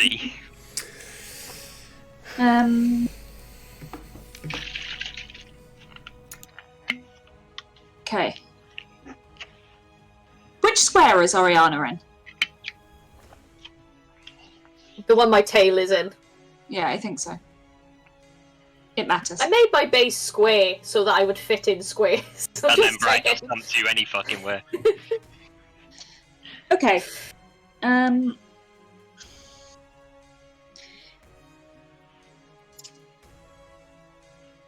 Okay. Is he flanked at the moment? He's super flanked. It doesn't affect Dice's attacks though, because No. No, I'm doing it from range. Dice isn't doing the flanking. Okay, I'm going to use 2 shots from... your love gun. Please scroll. There we go. I'm going to use 2 attacks with the lightning launcher, Okay. first of all. Natural 20, but you've already told me they don't work on him. They do not. Critical hits. It's still a Well, hit, but it's not crit. It was a 31 to hit, which I think is pretty good, personally. Hmm. And the next one would be 22 to hit. Definitely hits, yeah, both of them. That's 2d6. Nice. 6. 14. 22 lightning damage 22 Total? lightning damage. total. Yep. Okay. Cool. And on the basis that if Shield of Faith is being treated the same way as a normal spell, it's actually kind of useless to me because it's a concentration spell. So I wouldn't be able to use anything else. So it'll never get used, which is sad. Take it up with your god. Hey, Richard. That's not your god's name. Dice starts praying in the middle of the fight. Hey Flander, what the fuck is up with this? The spell is useless to me. Can we please fix that? I think that's it for now. Yeah, that's it. I'm going to move. No, I'll stay there. I want to stay at a distance so I can step in if Ace goes down. So that's it. Okay. Is that the end of your go? Yes. Okay. Cerberus. Cerberus. Oh, I roll a d6 to see if he gets his breath weapon back. Mm-hmm. Come on! He does not. Okay. So that's fine. I don't think he has any other ranged attacks. No, but he can move. So, Get him up in the mix. He's on the ground, isn't he? Mhm. Yeah. Cool. In which case, he'll go between Ace and Oriana to do a multi-attack with bite. it's Well- okay. It's fine. It's something I was thinking about doing, but I can move a different way. I would have said to go round the other way because I don't know. Is he flanking with Quill there? I suppose he is. The Rock is a gargantuan bird, so Once He's he's flanked, it doesn't matter where anyone else is. He's flanked. okay, Also, the Cerberus has pack tactics, so it doesn't matter. nice. So, first bite attack is a 7 to hit. Which I'm going to go out on a limb and say doesn't. Mhm. The second one is a 19 to hit. 19 hits. Good. Where's my d4 gone? Come here. Okay. So that's 4. 2 fire damage and 4 piercing damage. Okay. From. And that's the end of the Cerberus's go. It is indeed, yes. Okay. Lord of Blades is back. Where's he going to run away to this time? Well, He's going to with... flee and he's going to use his wings to hit people as he goes. Doesn't need to. He's going to make a 6-bladed strike against Oriana, a 6-bladed strike against the Cerberus, a 6-bladed strike against Ace, and wings against Quill. Oh. Okay. How many? Motherfucker. What Did did you you just- do? He smacked his knee on the desk while trying to stand up. I can guarantee it. That's for being a cocky bitch. Son of a cocksucking whore. Ah! Maybe you shouldn't speak about yourself that way. I know. Okay, so Oriana. Yes. That is going to be a 21 to hit. Well, I've got to do math. If I cast shield. What does shield give you? Five. +5. On Okay. 17. Yeah. So the first strike, So 22, yeah. as he brings the 6-bladed sword towards you, bounces off the arcane shield that manifests in Yeah. front of you. Second strike against the Cerberus, nat 20. So, Ace will use a reaction to impose disadvantage on that. okay. Thank you. I need to remember that my AC is What'd you 22 roll, at the end of my next Nat turn. 20. So Fuck you. that might go. Goddamn. Thank you, little pike dice. Thank you. Oh, you. baby. Um, Yeah, it hits. okay. Better him than us. I mean, sure, but That dog's literally from hell. It's not a good dog. it is a good dog. All dogs No. are good boys, even No, the evil really, ones. that's a bad dog. No, it's a good dog, and I love it. That dog came to this plane of existence with the intention of eating us and everyone we love. Okay. That's something that's 5 foot wide. That's anything that's just sort of like directly in front of Yeah, you. in an adjacent square, yeah. Okay, so the Cerberus takes Fatal damage. I'm like, I think it's pretty. 29 plus 5, killed my dog. 34 plus You've 6. just killed my dog. You've killed my The dog. Cerberus takes 40 points of damage. You've killed my dog. Yeah, he's a 0. Oh my god, So- Ryan, you killed a dog. What's wrong with you? You go and look Bucky and Keeper in the eye, and you tell them what you've just done. All right. You killed my dog. I'm telling Anya. So, as the six-bladed sword runs the dog through, the Cerberus melts into a fiery puddle of magma and starts not to get burn dirty? a small hole. No. Starts to burn a small hole in the floor. It is an Does he not fall unconscious? it is an infernal summoned creation. It is not get death saves. Damn. It goes back to its own plane of existence. Well, unfortunately, it doesn't get kind of locked in this weird limbo. But Yeah, there's no travel between planes, is there? mhm. How So did fucking get here? Yeah, someone phone Anya and let her know what's happening. somewhat right, okay. Third strike against Ace. Nat 20, motherfuckers! Did you say nat 20? Yeah. Oh, well, it's Ace is wearing adamantine armor. Yeah, Shit. Yeah. All right. Okay. Ah. Oh, look at that. Two people who nat 20s don't work against. Oh, sorry, Bride. Does that ruin your little celebration now? No. 18. 27. Ace takes. That's another 9. So Ace takes 36 points of slashing damage. 36. No, sorry. 29 points. 27 points of slashing damage. And 9 points of force damage. It's still 36 points in this. So Ace is back to being in a pretty bad way. And then, how many points of damage did I say Ace took them? 36. I need to roll a concentration save Yes, you do. for Shield of Faith. Not that they can actually pass.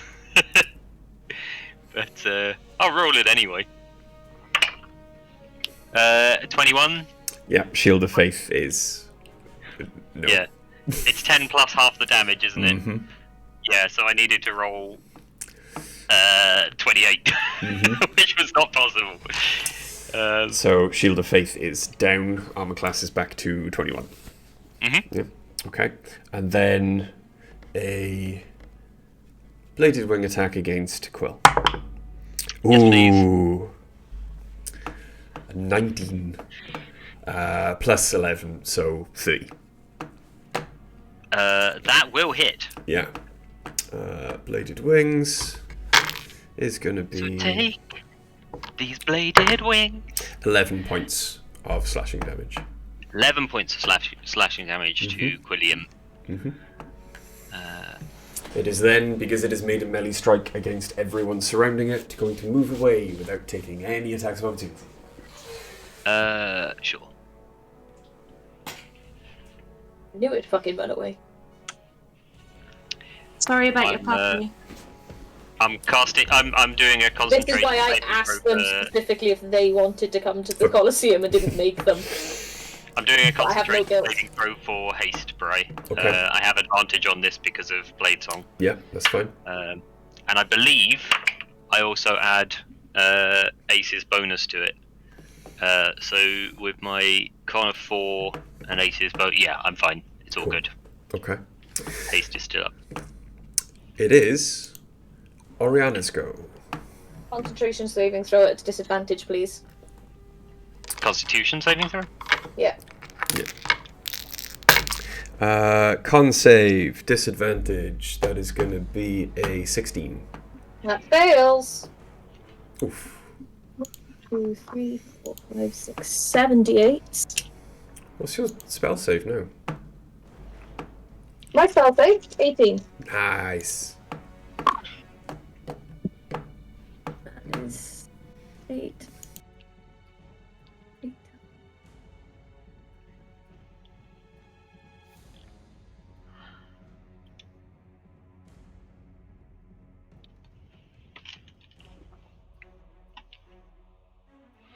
$30 points of damage caused by shatter. 30 points of damage caused by shatter. 31 points. Okay. As the horrible screeching sound rings out around the Colosseum once more, he screams in pain this time, and now looks messed up. I'll do that again. That was my only sixth slot spell. Bonus action. I'm gonna drink my potion. Okay. You've got the Supreme, yeah? I have a Supreme potion. Which is how many again? 10. It is 10d4 plus 20. And, yeah, I mean, I'll roll that on D&D Beyond. 10. That's a lot of healing. Plus 10. 34. Plus 20. Oh, plus 20, was it? Yeah, you said 10d4 plus 20. Did I? I think you did. It is, yes. So I heal for 44. Nice. Very nice. And my potion is gone. Okay. Is that the end of your go? It is, yes. Okay. At the end of your go then, in a pained rage, the Lord of Blades is once more going to use his Blade Dash ability. And is going to...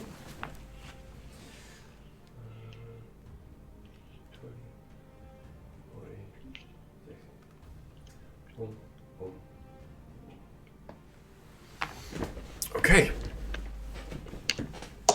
So, that is going to be a bladed wing attack against dice. Gets another one of my mirror images. Okay, cool. What did he roll? Just to see if he hits in the first place, which he definitely will. Yes, but it was like a 30. Yeah. Okay. And he's then going to hit Ace. Mm-hmm. That's going to be a 22 to hit. It does hit. Cool. Ace takes an additional 11 points of damage. 11. I'll pop that onto Ace's sheet. No, I'm tracking it in a notepad. Don't worry. Okay. I mean, I've got Ace's sheet open, so I can just... Okay, they should be on 18. Yeah. There we go. And final hit then, that's going to be a Adamantine Six-Blade Strike against Quill. To give him his full name, Quilliam, as I just apparently revealed in the... No, it's not his real name. That is going to be a 30 to hit. 30 to hit? Mm-hmm. That will do it. Mm-hmm. Okay. So, that's going to be... you take 29 points of slashing damage. Plus? 29 points of slashing, 9 points of force. So that's a 38 plus... Because he's moved more than 10 feet straight towards you, plus an additional... No, yeah. Yes, he has, from... No, he hasn't. No, he hasn't. Not He moved in a straight line over to Ace. He's moved exactly 10 feet straight towards me. Mm-hmm. Not more than 10 feet straight towards me. Sorry.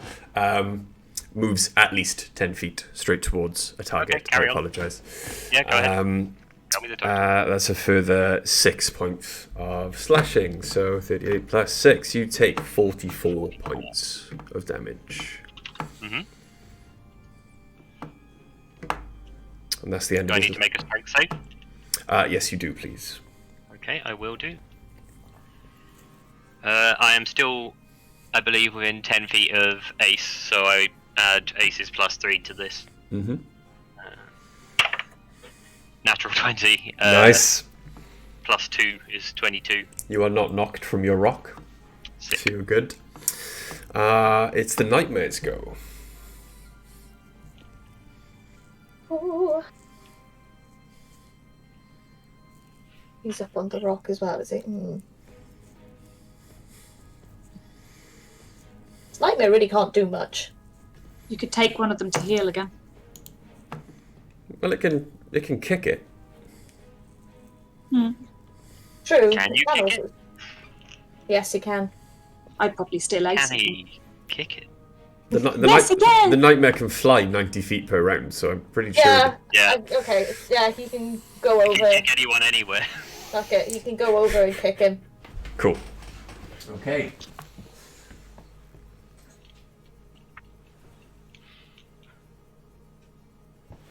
That is.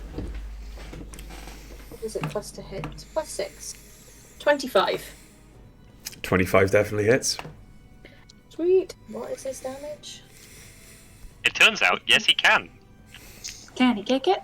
Yes, Yes, he can. So it is 2d8 bludgeoning damage. That is 5 plus 4. That's 9 points of bludgeoning damage. Bludgeoning damage. And then.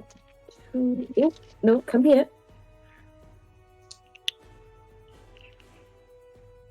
7 points of fire damage.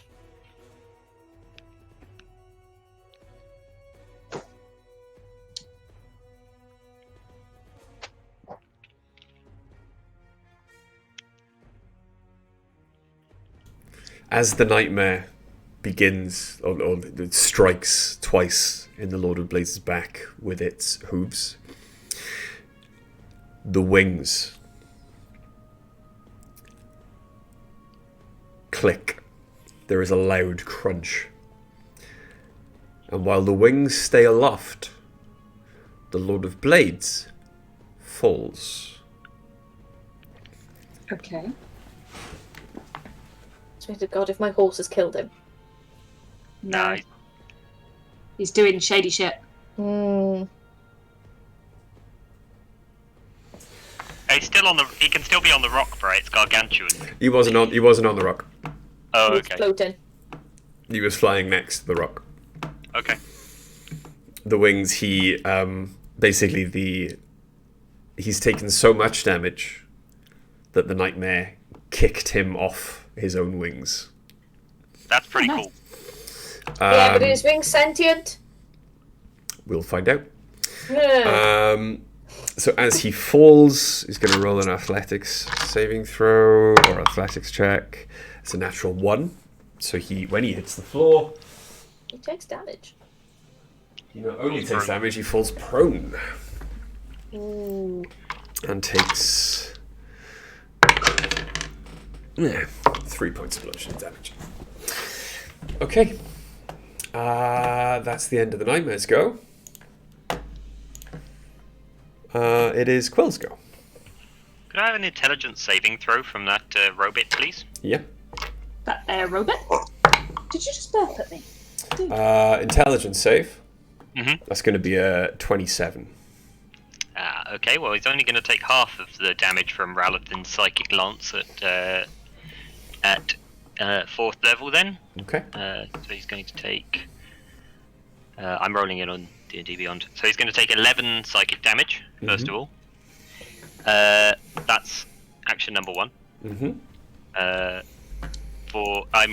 Quill is then going to jump down off the rock and land next to him and strike down at him with the scimitar. Okay. Advantage because he's prone, I take it. Yeah. Excellent. Oh, the rock's still there. I know. Never mind, it's fine. Yeah, whatever. I don't have a gargantuan mini that looks enough like a rock that I can put it on the. That's fine. It's an 18 plus 10, total of 28. Okay. So we're going to do 1d6 plus 2d6 for sneak attack.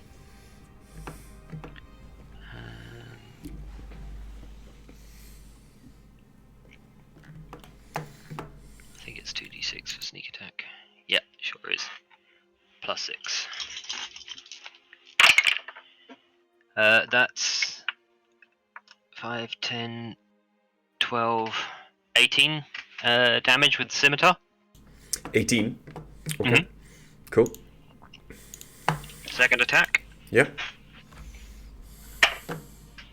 That's an 18 at advantage. That's a 1, so we'll take the 18. This one's just 1d6 plus 6. Eight. Was that 18 total? No, 18 Okay, plus 10. 18 roll, right, yeah. Yeah.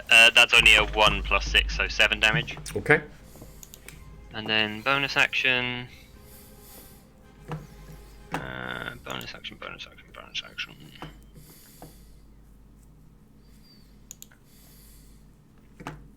Yeah, we'll just hit him with the dagger.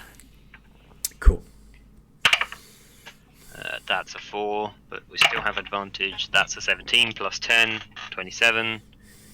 Dagger hitting for another 2 points. Okay. And then Quill will hop back up on the rock, please. Cool. Okay. So you are back up on the rock.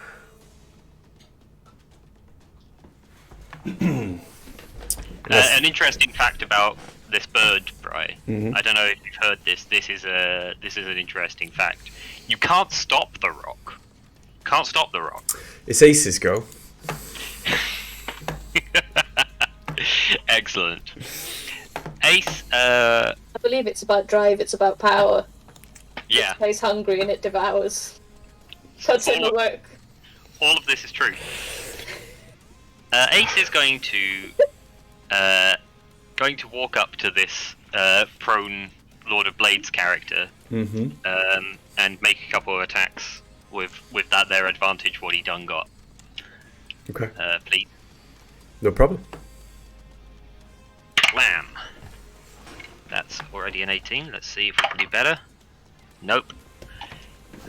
So we will do. How many spell slots? We will do a 3rd level Divine Smite on this. So I'm going to roll every dice in the known universe, I think, because that's how Ace's damage works.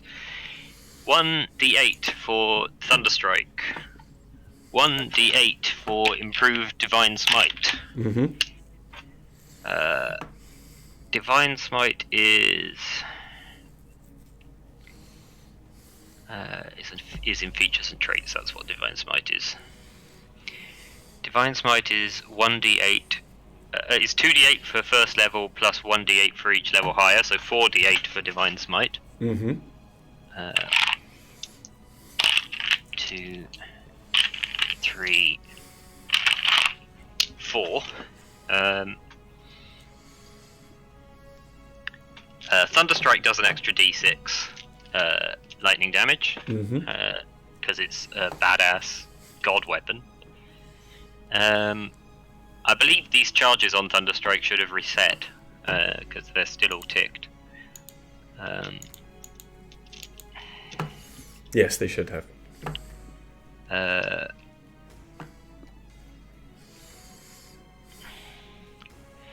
I'll move. If Ace could be standing, pointing away from Quill and the Nightmare, please.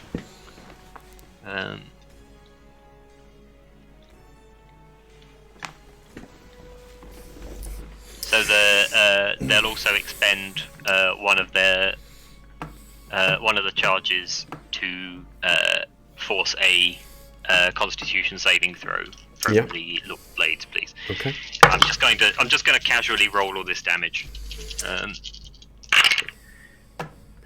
It's not the best roll. 2, 8. Con save was 25. That passes.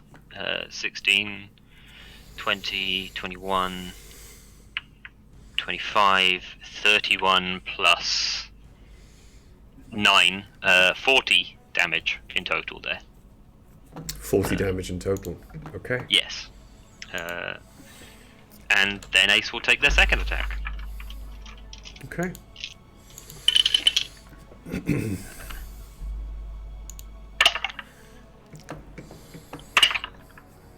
Okay, so we're looking at 15 plus 13, 28 to hit. Definitely hits.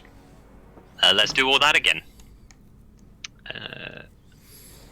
3rd level Divine Smite. So all those dice again, except the but we won't have the... Can I expend a charge multiple times on a turn, or is that only... Yeah, until the charges run out.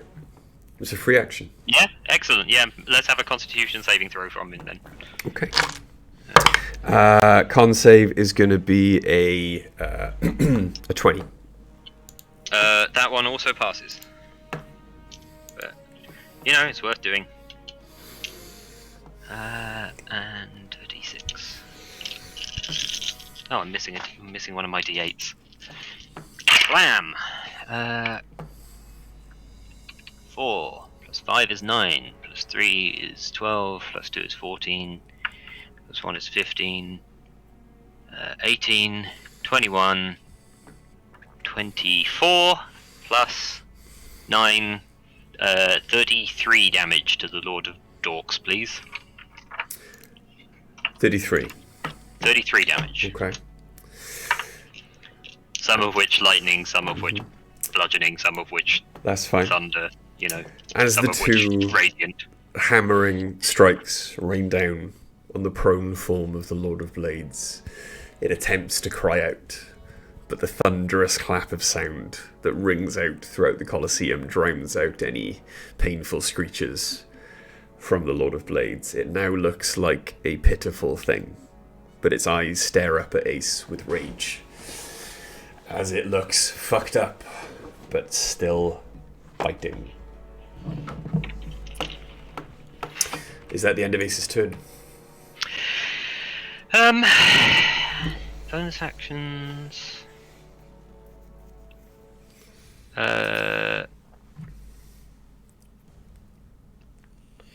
Could Shield Master shove, but it's kind of a moot point at this juncture. I think Ace will Misty Step as a bonus action to behind the rock and the nightmare. Okay. Bonus action, Misty Step. Shoot.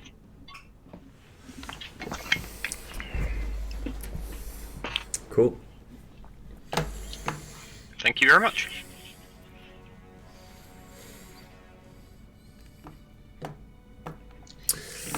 Dice. Okay. Round 4, by the way. Alright. What's your point? I'm not talking to you guys. I'm talking to the chat. Being a prick. I never said that. I would like to fly down to just above him, and then I'm going to cast Lightning Bolt before I land at his feet. What's your flight? 60 feet. 60. Okay. Okay.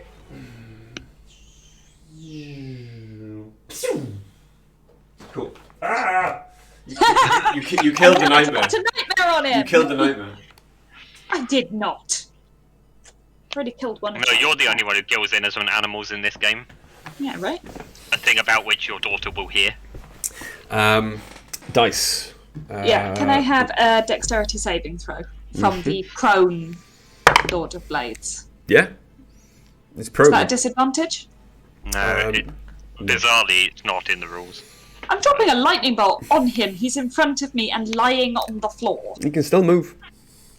Dex save is 18. He succeeds, so he takes half. That's fine. 1, 2, hang on. 3, 4, 5, 6, 7, 86. Okay.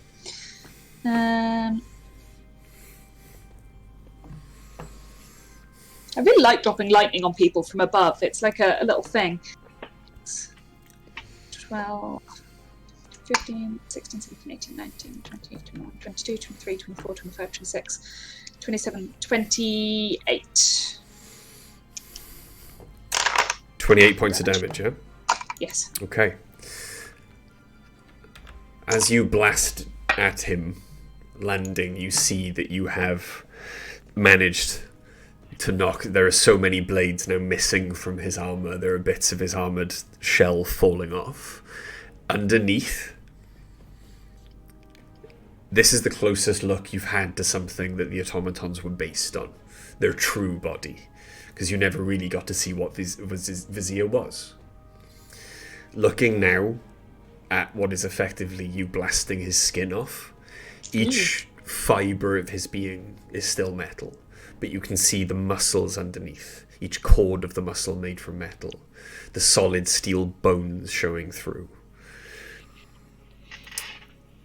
And you can also see the glow of magical energy that seems to animate this form. Good. Is that the end of your go? As a bonus action, I'd like to look at him and go, is this going how you hoped? I'm hoping to taunt him a little bit and get him to attack me rather than my friends. Okay. Is that the end of your go? Yes. Cool. So the taunts worked. And Excellent. as he stands up,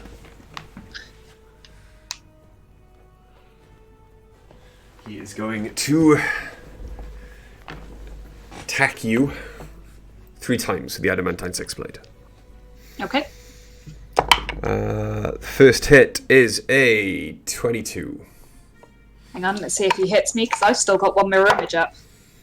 Yeah, he misses and hits the mirror image. Okay. The second hit is is 27. Yeah, that hits. Third hit is a natural 20. Adamantine. Ah, you do. Adamantine and... So there's 3 people that nat 20s don't work on. Yeah, okay. Do you ever feel left out? Sometimes. He's the only one I can't land a critical hit on. Okay, so the first strike, you take... I wanted to be a damage soak for my friends. so that's 28. You take 38 points of damage from the first hit. Okay. From the second hit, you take... What's that, 25? You take 29 points of damage.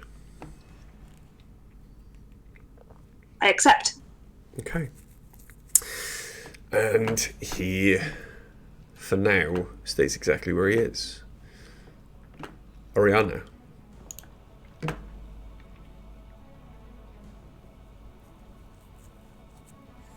Okay. I'm going to use the crown. Ooh. Risky. Well, I'm using it on a level 2 spell, so it doesn't... I don't okay. have to run anything against it. But that is... I mean, it's a nat 20, plus, but it's also plus 10, so 30.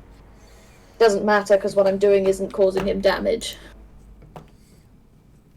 But he has been hit by a ray of enfeeblement. Doesn't he roll a save against that? No, it's to hit. Oh, he can roll a con save at the end of his turn. Ah. So a black beam of... I can't say that word. Enervating. Enervating. Energy springs from your fingers towards a creature within range. Make a ranged spell attack against the target. On a hit, the target deals only half damage with weapons attacks that use strength until the end of the spell ends. Nice. At the end of each of the target's turns, it can make a Constitution saving throw against the spell. On a success, the spell ends. Very nice. So from now on, he only deals half damage. You are very sexy. Very, very nice. Is the crown visible now? Because I would really like to glance at the Inquisitor's face if it is. Ah, yes. Sorry, I apologise. Thank you How did you remind? Thank you for reminding me. How do you know they stole it? Yeah. As you feel the ray leave your hands, you feel the crown grow a little heavier. And as your friends look up at you in triumph, that you now see the strength almost leave as the Lord of Blades staggers in front of you. You are wearing the crown. Mm-hmm. And I wink at the... Do I look to the Inquisitor? I'm going to look to the Inquisitor. there appears to be tiny, almost like candle flames, licking each of the 9 points going around your head. I'm gonna wink at the Inquisitor. The crowd. I can see that it's there. So The crowd is in uproar. They have no idea what's going on, but they're loving every second of it, of which currently 24 have passed. This fight has been 24 seconds long. just bonus action bardic inspiration to dice. Okay. Not going to happen in 21 seconds. 24 seconds. Cool. The crowd goes wild. What's the addition for bardic inspiration? 1d8. Plus D8. Thank you. So, at the end of Oriana's go, sensing that perhaps the end is nigh, the Lord of Blades, first of all, turns in a full circle. He lashes out with his sixth blade. So I'm gonna, that is gonna be a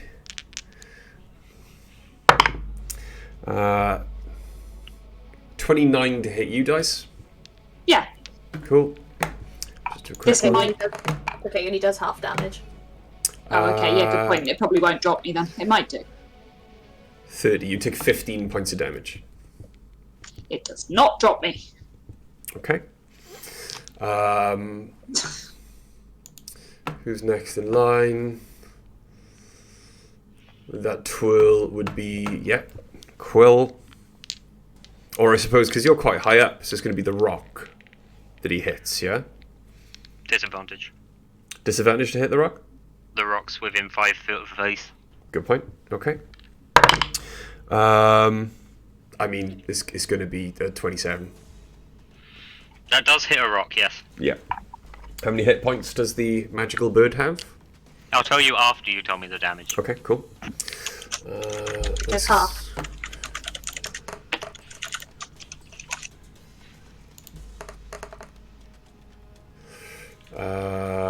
What's that? 21. 10 points of damage. Okay, so the rock is now down to only 238 hit points. Oh, so it's like a full-on rock. Oh yeah. Okay, cool. This is a lot. It just can't attack. It just can't attack, which is very good news for you, because this guy would be dead already. Oh, yeah. And then... It does an average of 27 damage on a hit, so... And then finally... And it multi-attacks. Finally, the nightmare. Don't kill my horse. That's going to be a 27 to hit. Hits. And it's going to do... Half damage. Half damage. I know. Yeah, don't forget to half it. I know. It's very important to us that you don't Could have done forget this to half earlier. 21. It's going to be 10 points of damage to the nightmare. it. That's probably The it. nightmare's fine. It's on 52 Yeah. and 68. Nightmare's fine. Yeah, that was fine. I know, I can do it. I'm looking at it. And Lord of Blades is then going to use his movement.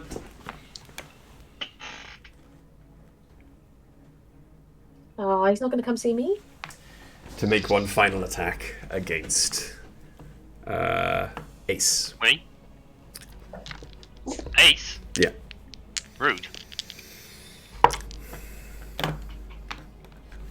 Is it in my melee range, or has it gone past me? He went around you. So, So he's alright. on my bird, but he's gone around me somehow. Good point. You get hit too by the six blade on the way past. Okay. Blade dash. That's a 26 to hit.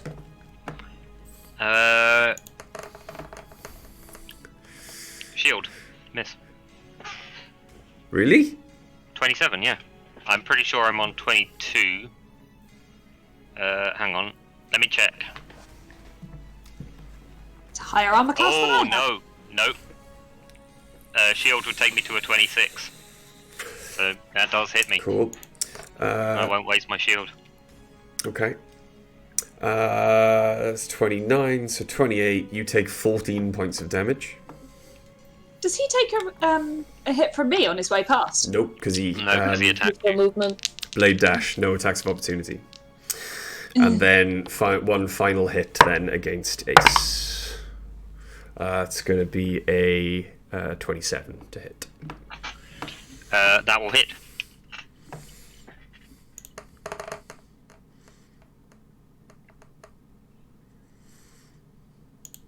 I thought Bri had frozen for a minute. It looked like he was just thinking really intently. 29.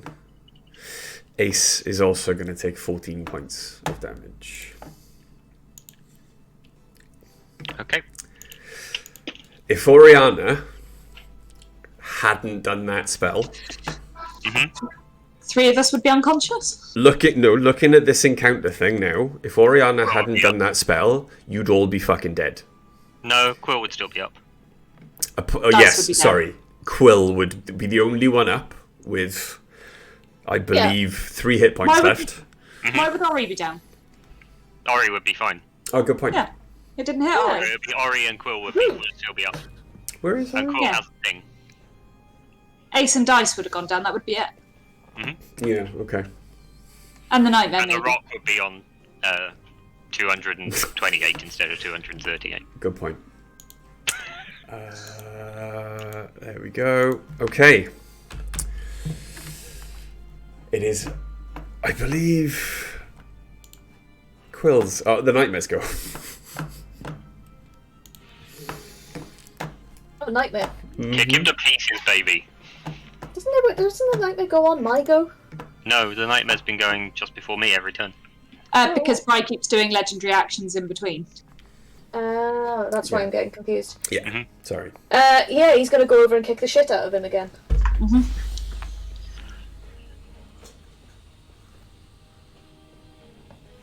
Flanking. There's a 20 to hit. there's a big concrete post in the way to be flanked. 20 to Flanking hit. me. Yeah, okay. 20s it does hit. What is it again? 2d8.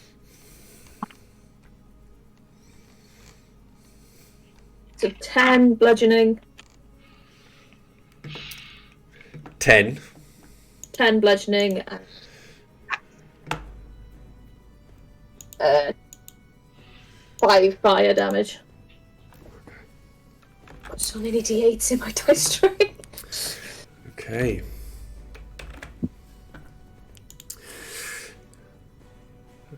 The Nightmare, as it approaches the Lord of Blades spins around, attempting to deflect.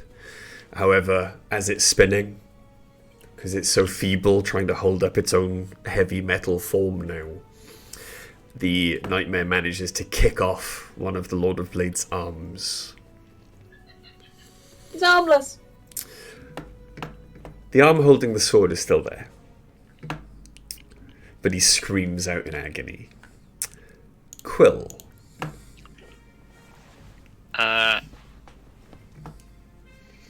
Well, let's do 2 actions. 2 attacks, rather, as my action. He's definitely flanked by that Nightmare if he was flanked last turn. So that's a nat 20. So,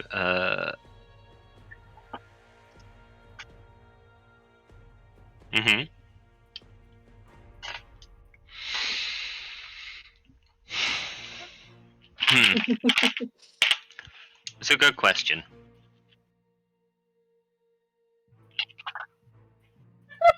I don't know You're what you're... muted again. Muted, bro. You're muted again. Okay, sorry. I apologise to the rest of chat. As what I said to Quill was, before you roll your damage, so you can use it in the description of your damage. How would you like to do this? Well, I'm going to drop my scimitar. I'm going to reach to my belt, pull out the Sunblade, which I will ignite. I will then cast Green Flame Blade, so that the glowing hilt is consumed by green flame along its length. Which will also add 2d8, which I'll double for the crit. And I would like to walk up behind the beleaguered Lord of Blades, put one hand on his shoulder, and just whisper into his ears, when you reach whatever cold, dark place to which you are going, tell them Quill sent you, and then I'll just plunge the blade through his chest for.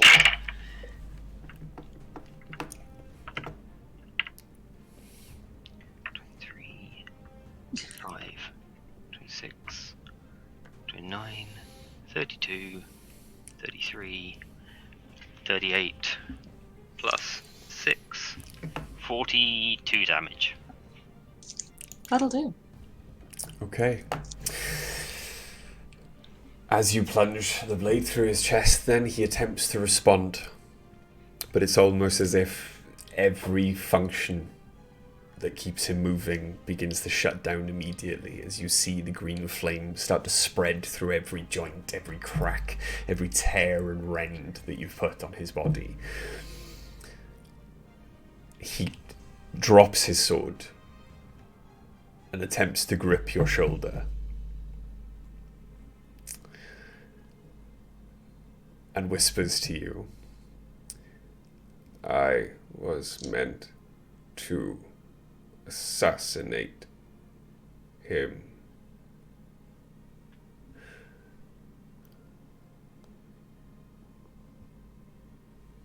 And he falls off the back of the rock. I hold on to him. No. Oh, no. Okay. I hold on to him.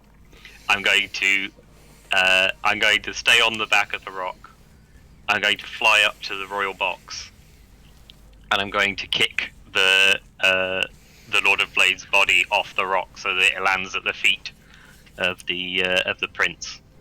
Okay. Bow extremely low and say, Your Majesty, I present you a trophy.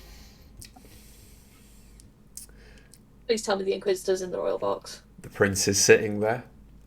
Next to the prince, on his left, is the Grand and the High Inquisitor, with their retinue and their guards. I don't look at them at all, but the rock does screech towards them. Okay.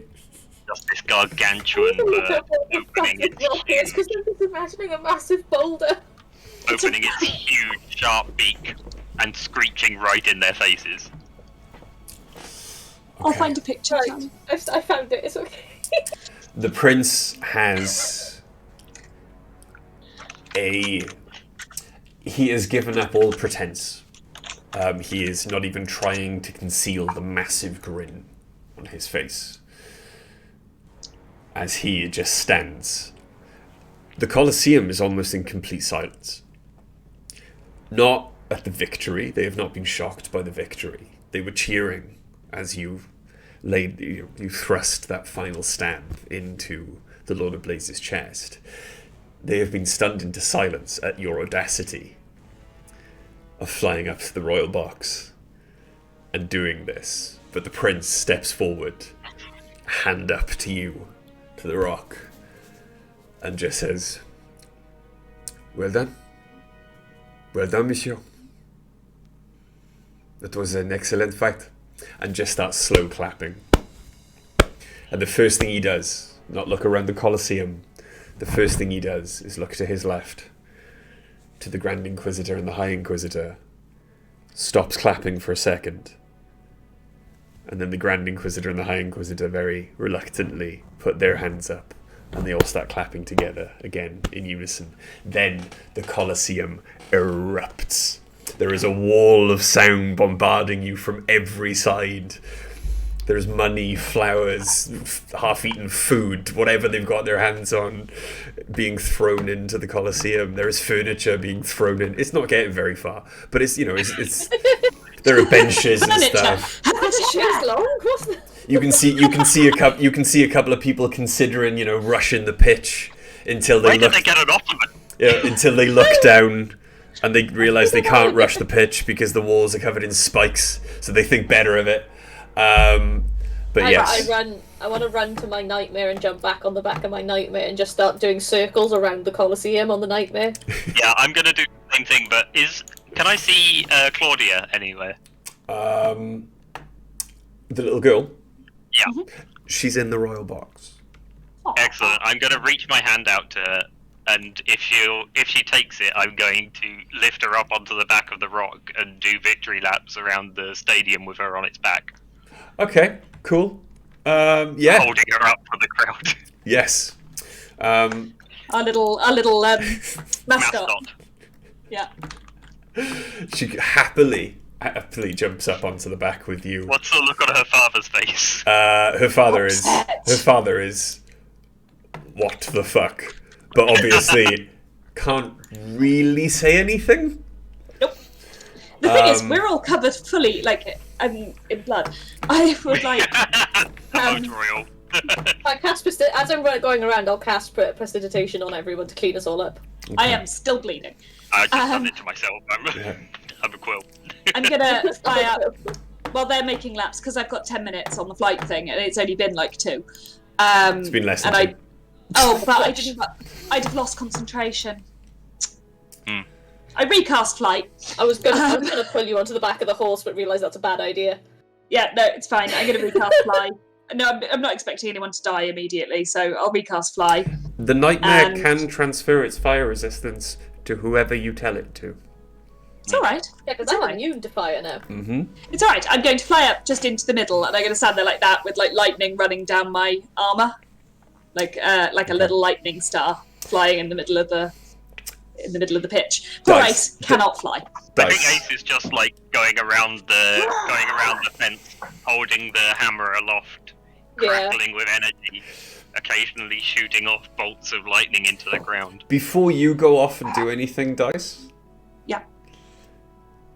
As you're standing there, below where obviously Flying there. as you're flying there, around where the Lord of Blades just fell. Yes. Fuck was that? That was that. Fall down. Did a wooden man just fall down your stairs? No, that was the car with the shit exhaust that goes past every night. That guy. Yeah. That guy. Yeah. Go on. The Inquisitor fainting. The bladed wings gently float down and land on the floor next to you before you recast flight. Oh, I'm gonna pick them up. Okay. Carefully. Really fucking carefully. As you do so,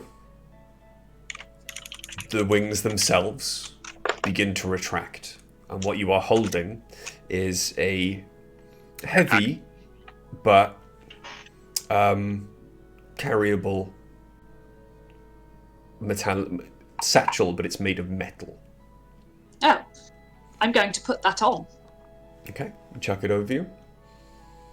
You can easily tell just from the makeup of it, the designs that have been etched into it. It is a magical item. However, you're going to need to spend a bit more time with it before you can really, find out what it does. That's fine. If I can fly up anyway using fly. Yes, you can. Can I at least operate them enough to get the wings to come out? Because I know they're damaged, and I know they're, war-torn. But can I get the wings to come out? And just sit there open? You proficient in Arcana? Yeah. All right, roll me an Arcana check. Okay. Is it not a tinkering check based on the fact that I'm using my? It's on your back. Wouldn't I press the button before I put it on? Okay. Fine. Is there a button? It doesn't matter. For an Arcana check, 29. I rolled a natural 20 and I have a +9 to it. As you fly up then and fiddle with it while it's on your back, there doesn't appear to be a button. It does almost respond to your thoughts. It does not aid your flying in any way, but you do feel it kind of shift on your back. And as you look over your shoulder, the wings have spread. The other thing that happens as you fly over them, the bladed feathers that dropped from it earlier, that the Lord of Blades attempted to animate, almost as if caught by powerful magnets, zip up off the floor and reattach themselves to the wings. Pretty. Good. I would like to try and make lightning dance along the tips of the wings as well at the same time. Harmless lightning, just the effect, not actual damage, obviously. And as you take your victory parade or your victory laps around the Colosseum, most of you heavily injured. Oh yeah. We're going to take a break. We're going to take a break. Good, because I really need to restart my computer. Seems like an appropriate time for taking a break. Yes, we're going to take a break. We'll be right back with you with part 2. Hopefully 10 to 15 minutes is enough time for Greg to get it all out of his system off stream. What are you talking about? It was a good fight. But that was an amazing fight. I had a brilliant time. It was a good fight. But yes, we'll be right back. Please don't go anywhere. Don't go.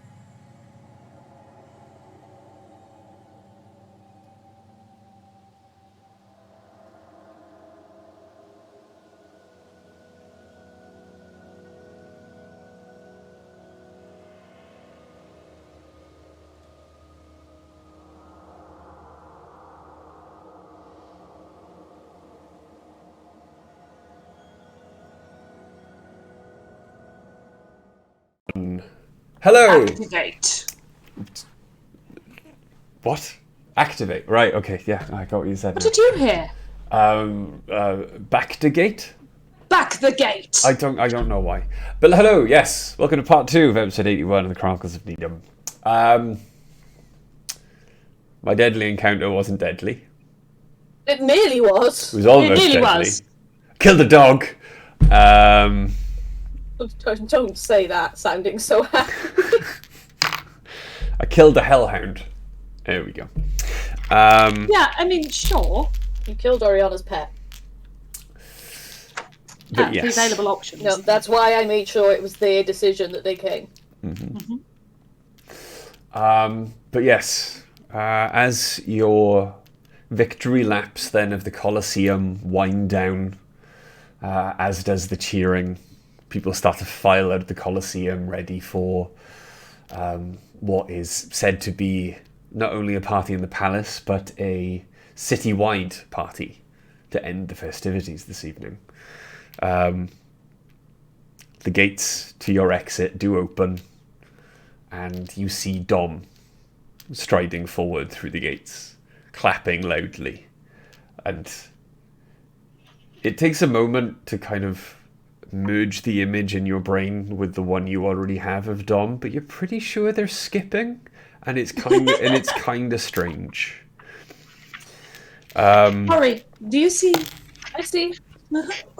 So, yes, as Dom skips towards you, you can see as well the 2 clerics that they have on staff for Hippolytus' camp. I wouldn't hate a heal. Are with Dom. Bear with me 2 seconds. I would like to, while you're doing that, finish my victory laps, see Dom walking in with the healers, and just sort of sit down on the floor, like, okay, I'm done now. Don't forget to give that child back. Tom, I would like heals. I'm very sick. I'm fine. I do take Claudia back, by the way, and drop her off in the royal box. I assumed that you would. Yeah. As you take Claudia back and drop her back off, So we're keeping her. she hugs you and thanks you and like pats the rock affectionately. Like was You can't stop the terrified. rock. What? Yeah, You can't stop the rock. was terrified at first, but now quite likes the giant bird. The prince kind of walks over to you. I assume, Monsieur Quill, that you are all going to be fighting fit for the party this evening in your honor? Uh-huh. Do you have any healers in your employ? Because there was quite a lot of blood on some of us before Rory went around casting prestidigitation. You stank. I'm going to have a nap. If there is any healing needed when you arrive at the palace this evening after, and he points over to the two clerics walking out onto the field with Dom, I'm sure I can send them your way. You're gracious as always, my prince.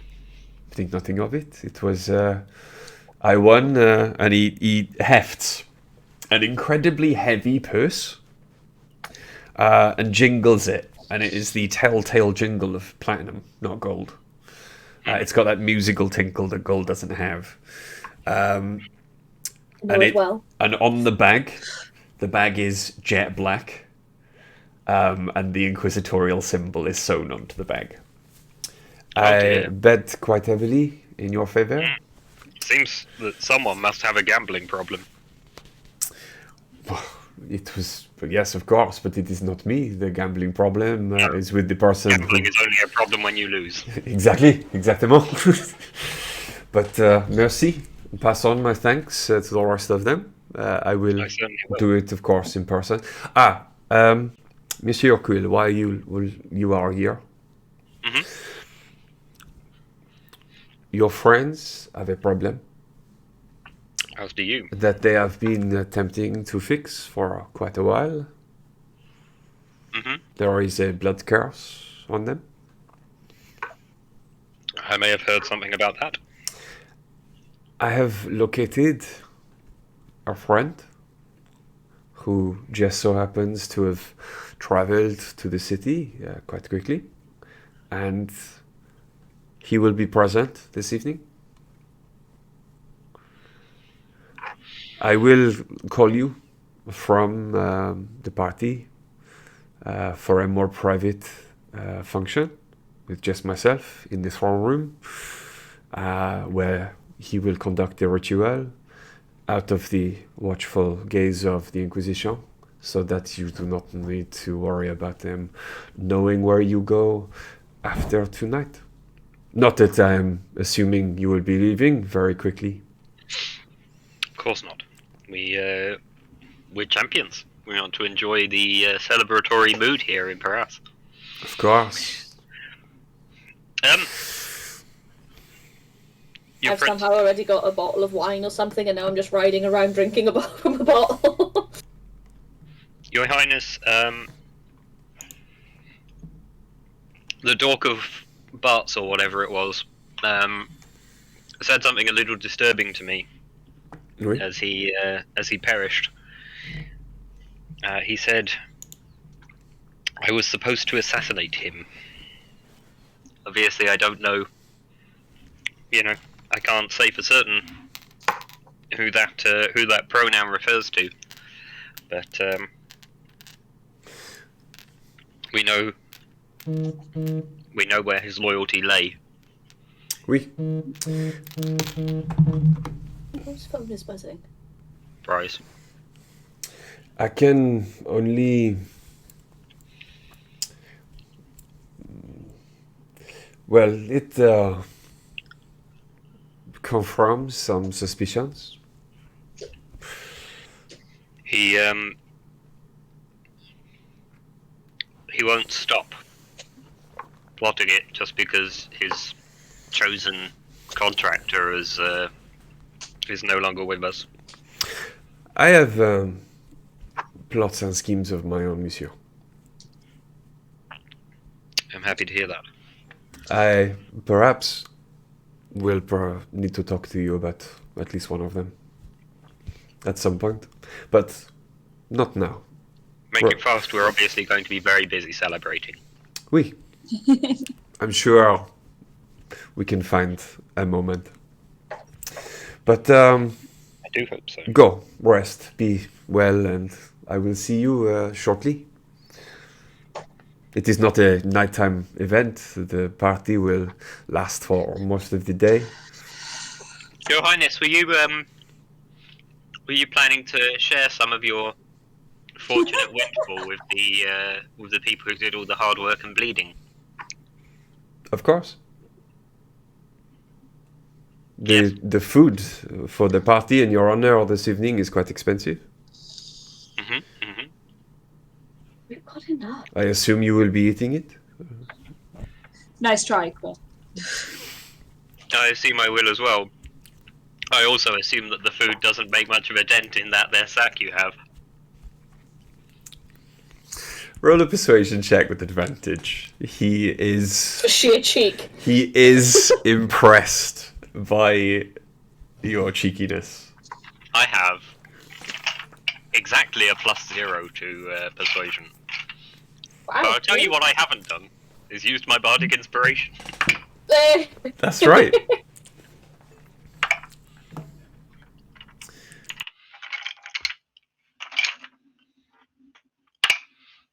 Okay, I rolled a 13, +0, but I did then roll a 5 on my bardic inspiration die, so that's 18.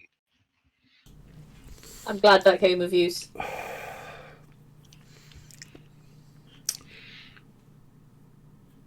You are... how you say... cheeky. Blurry? It's all part of my charm, Your Highness. Oui. Oui, I agree. Some of you, of course, helped earn most of this money. I will take what I bet.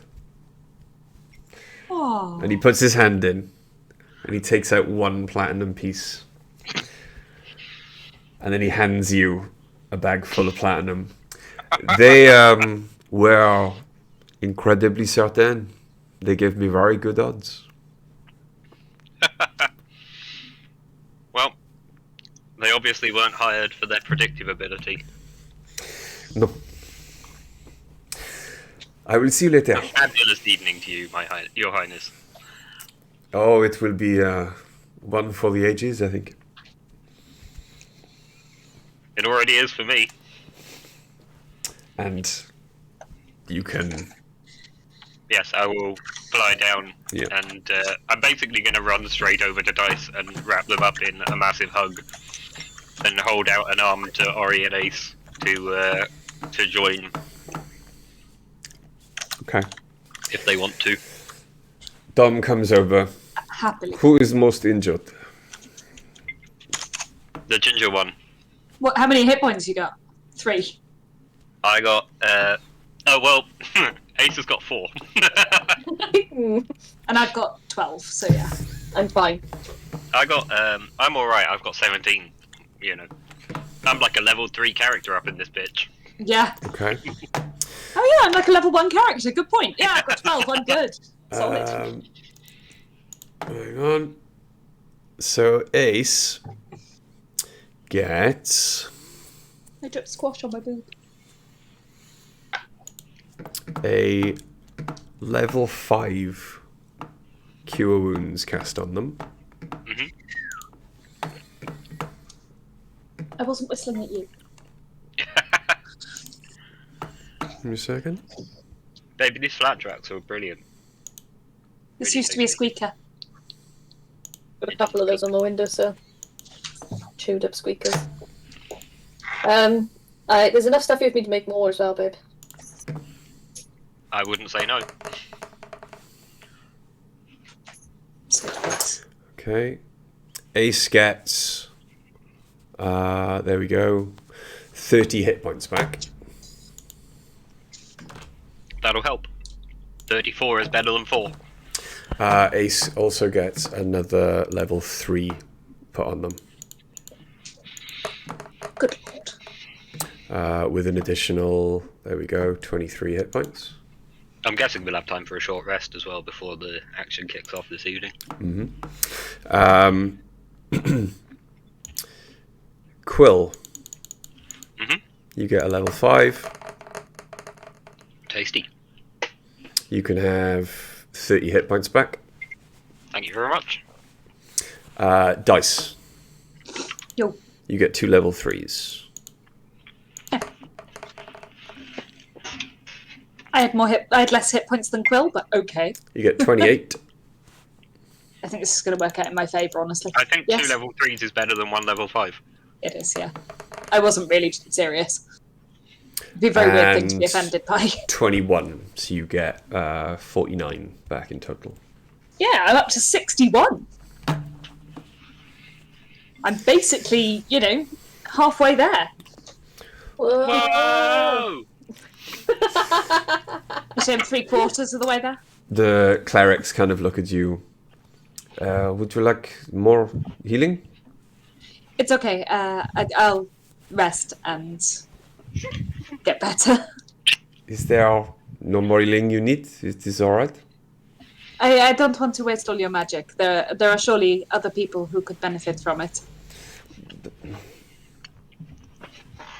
Well then. And they walk off. How's Oriana doing?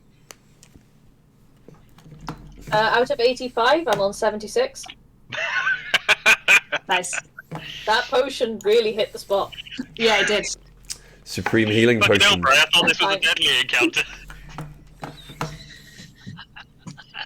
Interestingly, What I love to imagine is because I didn't drink the potion as a bonus action, is that Oriana casts, I think it was Shatter, just cast Shatter and at the same time was just swigging the bottle. Spit the cork at the guy. Yeah. Yeah.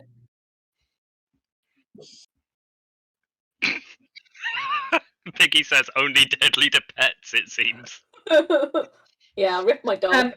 Ori, Yeah. on the basis that you used your potion of healing.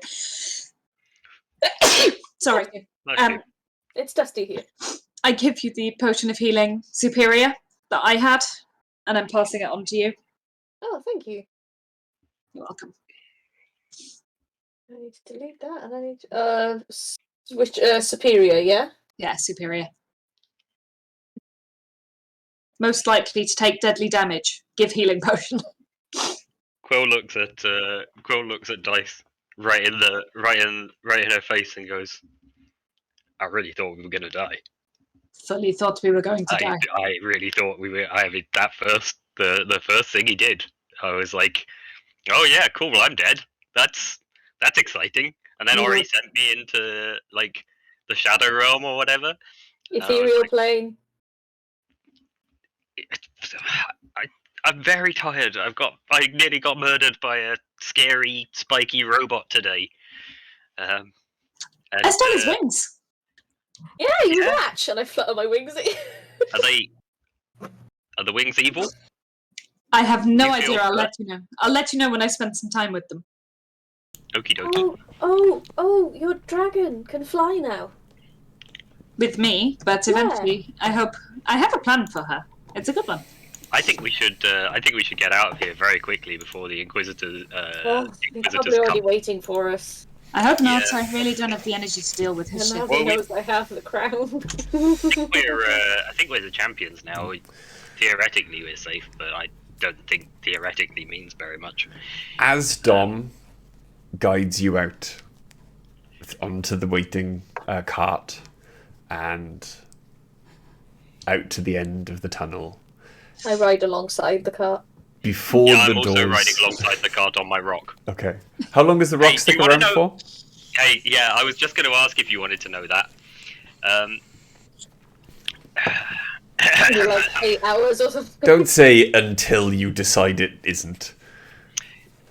The bird disappears after flying its maximum distance for a day, or if it drops to 0 hit points. Oh You can boy. dismiss the bird as an action. So, What is its maximum distance for a day? 16 miles. Okay. Oh no, sorry.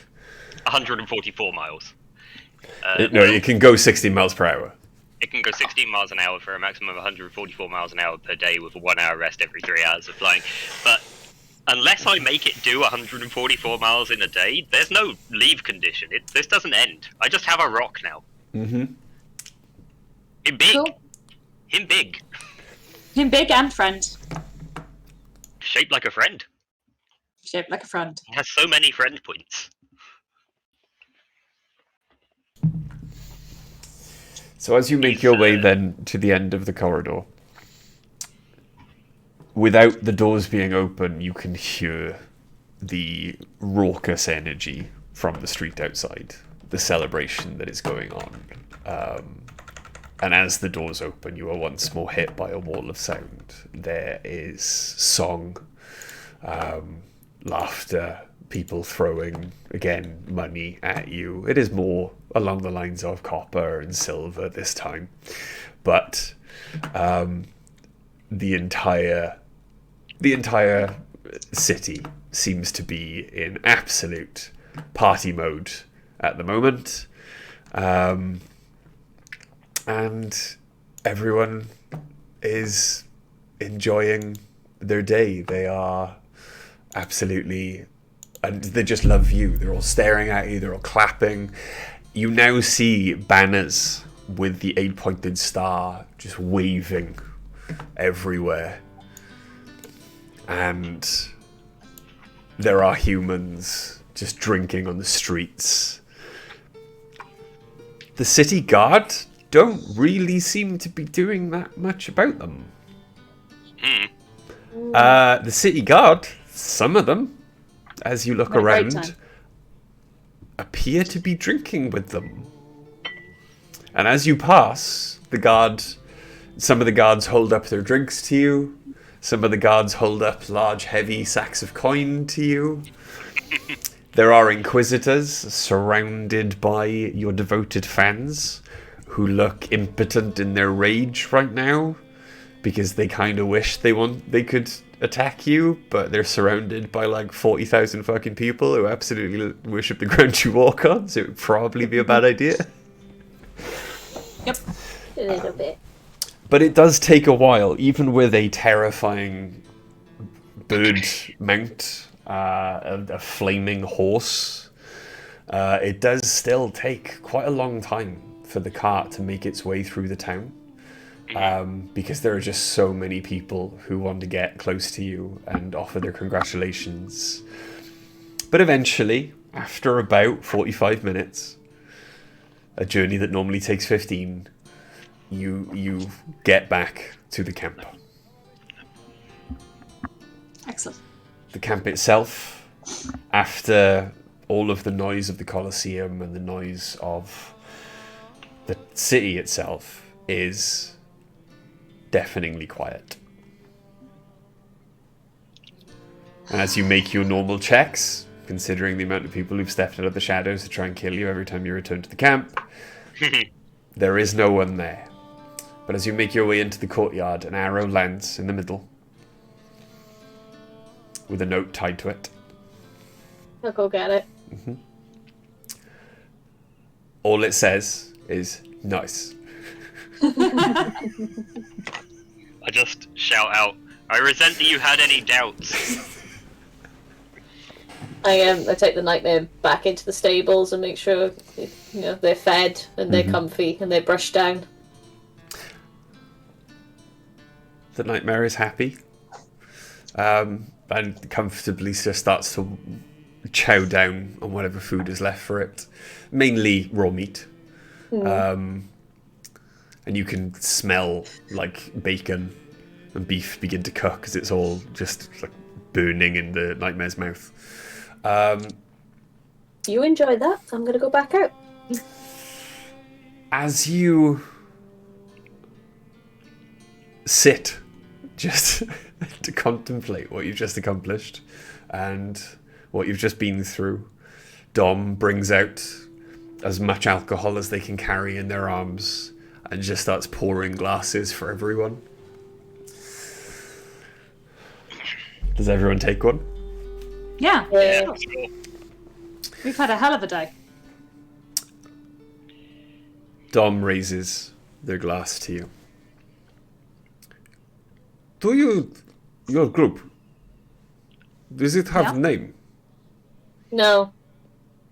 We never came up with one. You should Why think would we do something so cheesy? you are champions now. You must have name, so legend can be told about. I know. What about the Quillionaires? Oh god, no. I think maybe not. I like it. It's I think we can possibly come up with something a little more representative of all of us. You were exiled from home, yes? Yes. What about exiles? Quill wasn't technically exiled. No. I may have taken one or two things I wasn't supposed to take. I might not be supposed to go back. I don't know. Give me the benefit of the doubt here. Maybe I'm exiled. Maybe you are. I just want to be cool like you guys. We can be the exiles if you like. It suits us. I like it. I mean, I'd rather not. You'd rather not have a name? I'd rather not be known as the Exiles. Okay. What do you like? I don't know. Something dorky like the Shield of Hope. That was a great book series. Shut up. I mean, I only ever saw the play. I'm surprised you went more into it with that Tabaxi Rogue. I was a little inspired. Personally, I like the elf. What was their name? Six. Kiss Bang Bang or something. I always liked the Pegasus.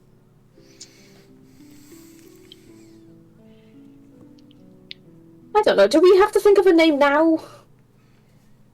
The Knights of Nidum. I don't want to be a knight of... I don't want to be the knights of anything based on the Knights of the Inquisition. Yeah, we don't have positive associations with the knights. Legion of Phoenix. 81 episodes, I still haven't managed to think of a situation in which I can get the Inquisitor to say, no one expects the High Inquisitor. I point to the bird and I say, what about rock stars? Just start drinking more. Does anyone want to do anything in particular before the party? I want to take a short rest, please.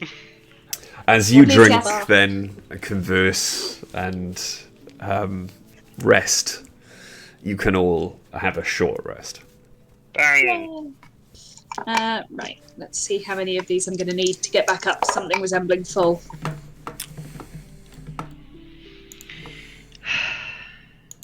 How many should Ace use? Quite a few, I would think. Okay. Half? Myself back up to 81 then instead of 85. I think that's good enough. Oh!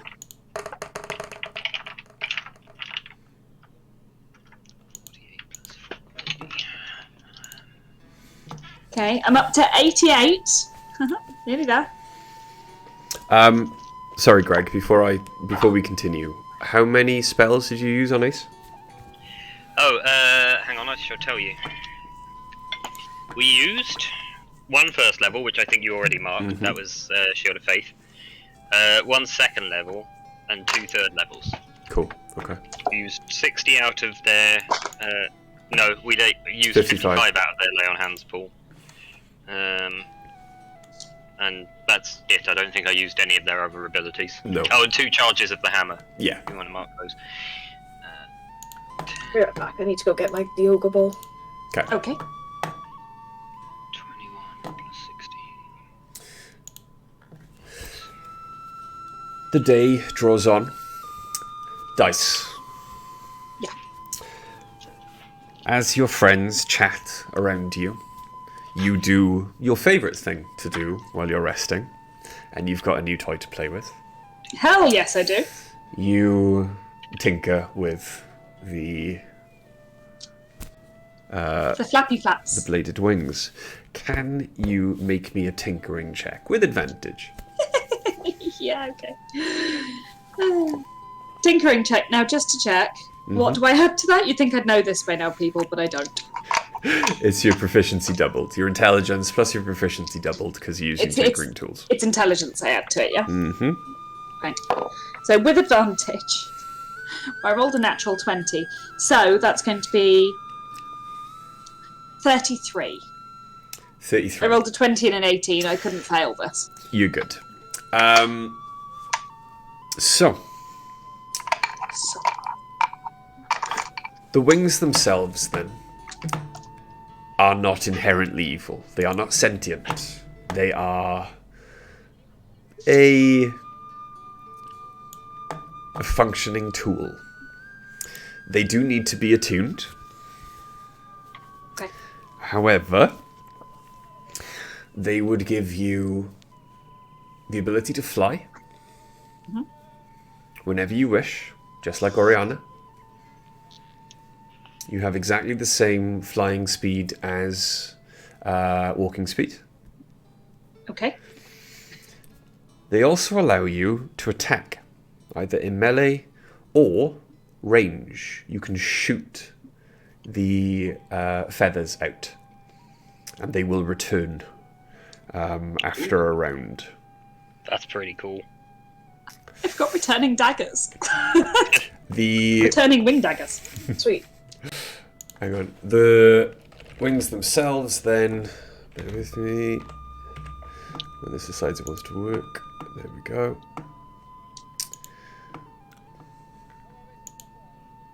D&D Beyond is a fantastic tool. D&D Beyond is a fantastic tool. You're a tool. There we go. They deal 1d6 plus 5 slashing damage. Very cool. Can you add it to my sheet so I can attune it? When I make it, yeah. I have a bit of a pickle with attunement slots. I was going to say, Yep. with that kind of tinkering check, if you get a bit of downtime, some time where, you're not doing anything else, you reckon you could probably incorporate it into your armor? So I would like to do that, but even then, I can attune up to 4 magic items at once, and I can attune 2 into my armor, and I only have 1 currently attuned into my armor as part of it. But if I make the docent part of my armor instead of needing to attune it separately, I can attune them anyway. I'd have an attunement slot. No. What I mean, Dice, is right now, you need to attune them. If given enough time to tinker, your armor would just give you the ability to fly without needing to attune them. Is very cool, but I'm also saying I can just attune them anyway. Yes, Yeah, that's at the part of moment. your armor. That's fine. But yes, I will homebrew it, and you can have them. Thank you. The afternoon, though, does wear on, and much earlier than usual, the gates are knocked, and the prince's carriage comes in. This time, there is what appears to be immediately apparent, there is a much larger honor guard of prince's guards who have come in. Every single one of them, while they normally look quite stern, is smiling under their helmet. Some of them are quite rosy-cheeked. And instead of the normal, 8 guards, you get 10 who appear to be fully compass mentis. Standing up straight with small smiles on their face. And what appears to be maybe 10, 15 people who've just volunteered to come along. Some guards who literally just volunteered because they wanted to see you guys. Aww. And as you approach then the carriage, still maybe about 3 o'clock in the afternoon, A lot of hands are shook. A lot of congratulations are given by a lot of the guards. Most of whom appear to have bet money on you. And they're very, very happy, but they do confirm that the prince has requested you at the palace. Sorry, Bright. Sorry. Can we just go back in time a second? I would like to use that short rest to work out how much money I just got off the prince. Oh, 500 platinum pieces. Nice. Stupid fucking inquisitors. Got basically 1 million gold. Shut up! $1 million. It's not 1 million fucking gold. I hop into the carriage this time to head to the palace. Mm-hmm. Me too. But I'm fully wearing my new backpack. It is part of me now. Yeah, I've still got my armor on, but I might use disguise self just to put a dress over the top, sort of to make it look like I am actually wearing a dress. Okay. Yeah. You can use, no problem at all. You can have like a ball gown or whatever appear or something. It's not going to be a bottle gown on Oriana, let's be honest. No. But something that would look correct at court, but also probably scandalous. Yeah, correct, but also kind of horny. Yeah. I get it. 'Cause... Yeah. But yes. I mean, yeah. As you've all spent this rest, basically cleaning yourselves up a little as well, you all get into the carriage, and it hastens you through the city. The city is in full-on party mode. The party has been going on all day. The crowds have dispersed somewhat. It's much easier to get through the streets, but the streets are full. People wandering around with their tankards in hand, from bar to shop to bar. There is a very almost Mardi Gras kind of atmosphere going on right now. But eventually you make your way into quieter streets where celebrations are much more reserved, as the richer folk just kind of nod and smile at you as you pass, nod to each other, and you can see them taking small, sips from a flask that they then put back in their jacket. Everyone seems to be very happy, but the closer and closer you get to the palace, the more people hide it. But eventually you get to the palace, and the front gates, where you last were dropped off, are now surrounded by palace guard.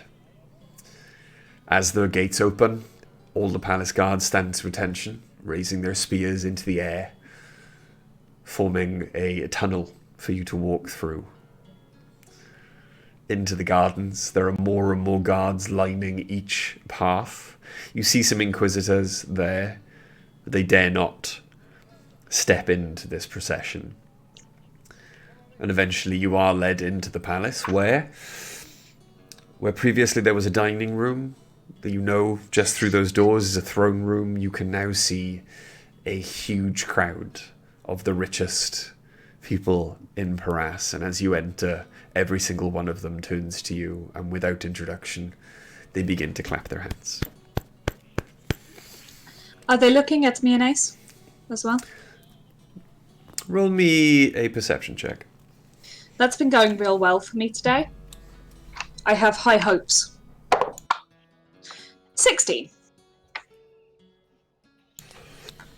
As you look around the room, a lot of the older crowd are just looking at Oriana and Quill. A lot of the younger crowd are clapping at you all.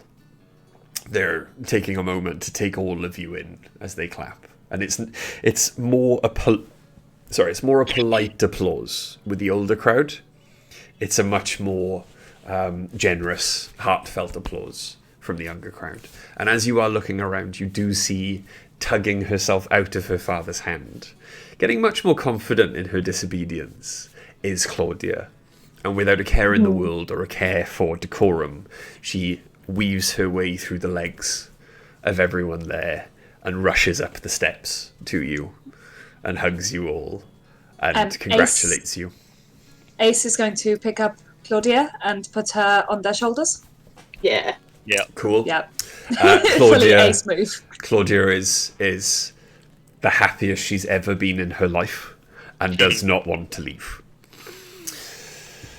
I turn around to Ori very quietly and go, I want to kidnap this kid. Can we That's kidnap not. this child?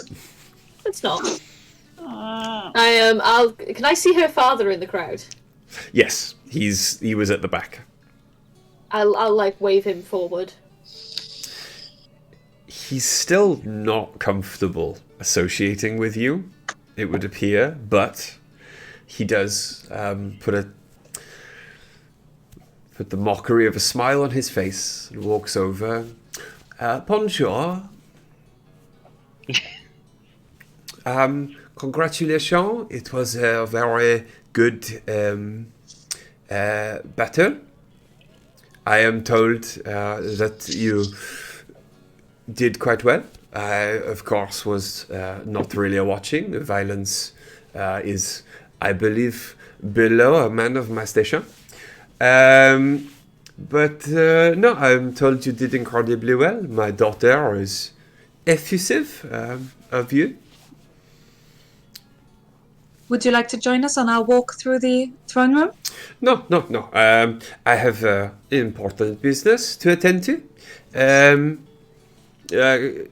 And kind of looks up at Ace. Who is holding Claudia's legs. And then Claudia on their shoulders. I suppose I will be better at conducting my business without my daughter at my feet. We will happily look after her. Yes, she's become something of a mascot. We consider her good luck. I'm sure the prince would be delighted to spend some time with her as well. Oh, oui. If you are spending time with the prince, then please take Claudia along. And He is our patron. You can see his eyes kind of light up. That We'll take good care of her. His daughter might get to spend more time with royalty.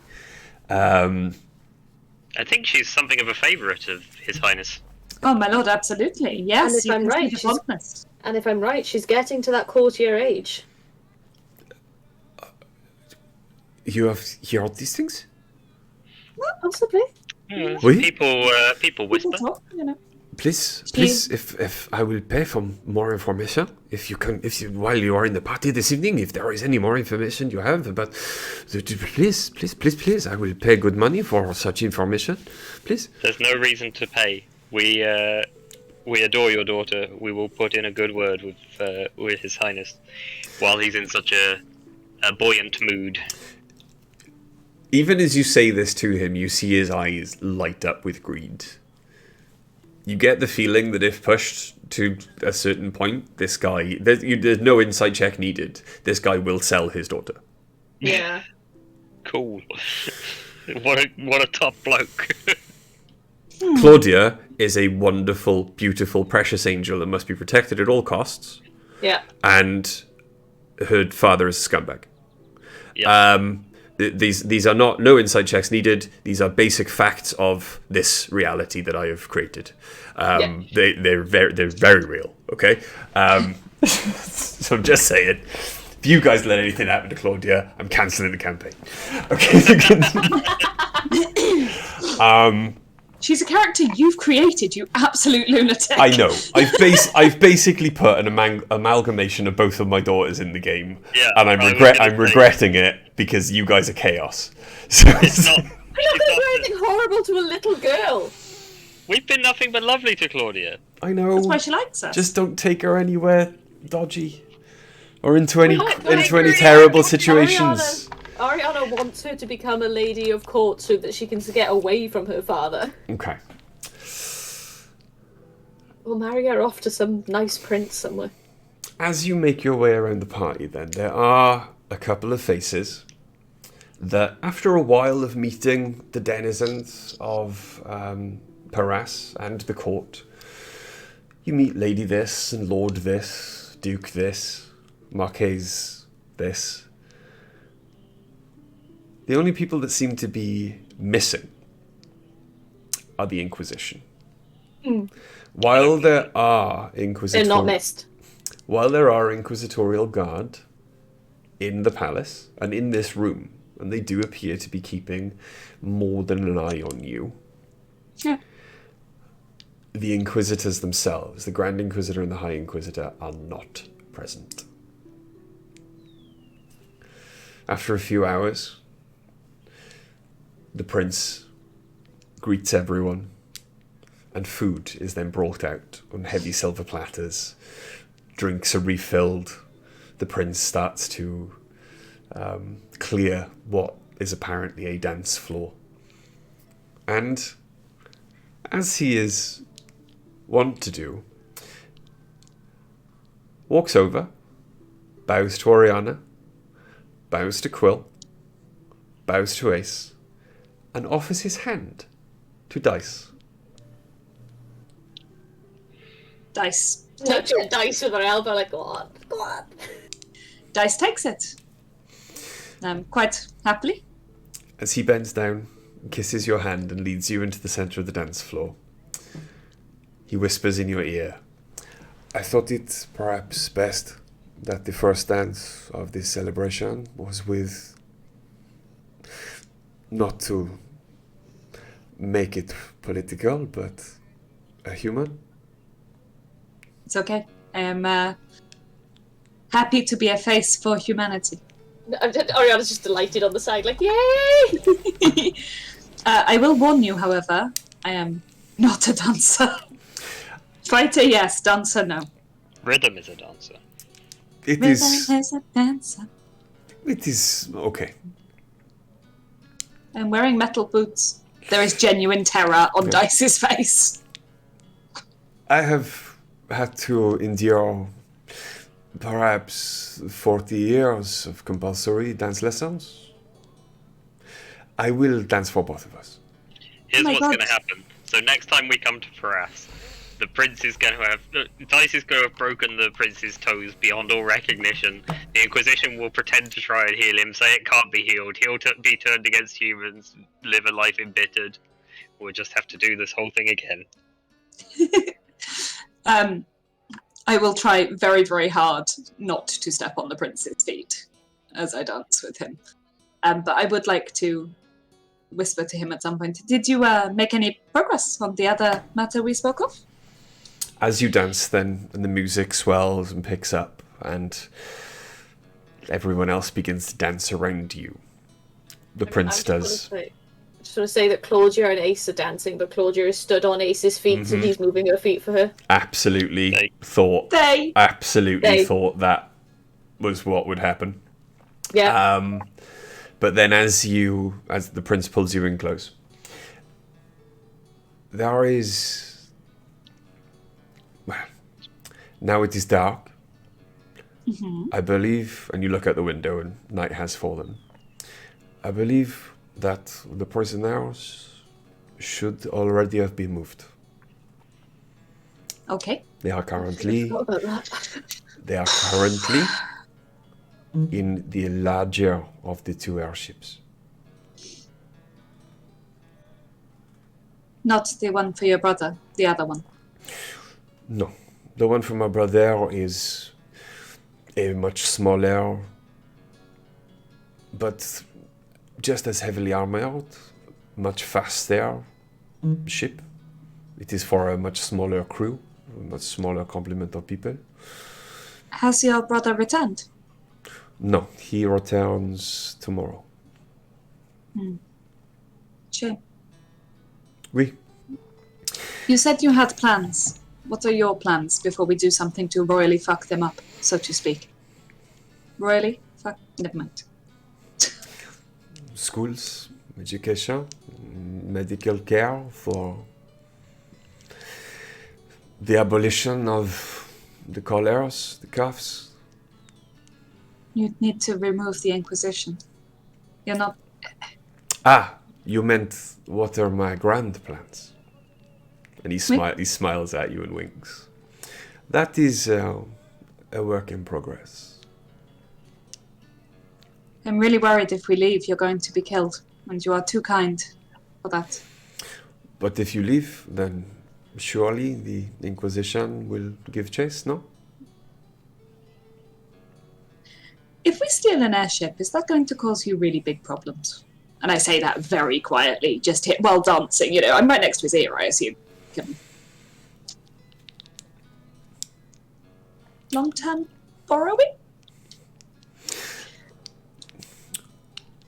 Put it this way.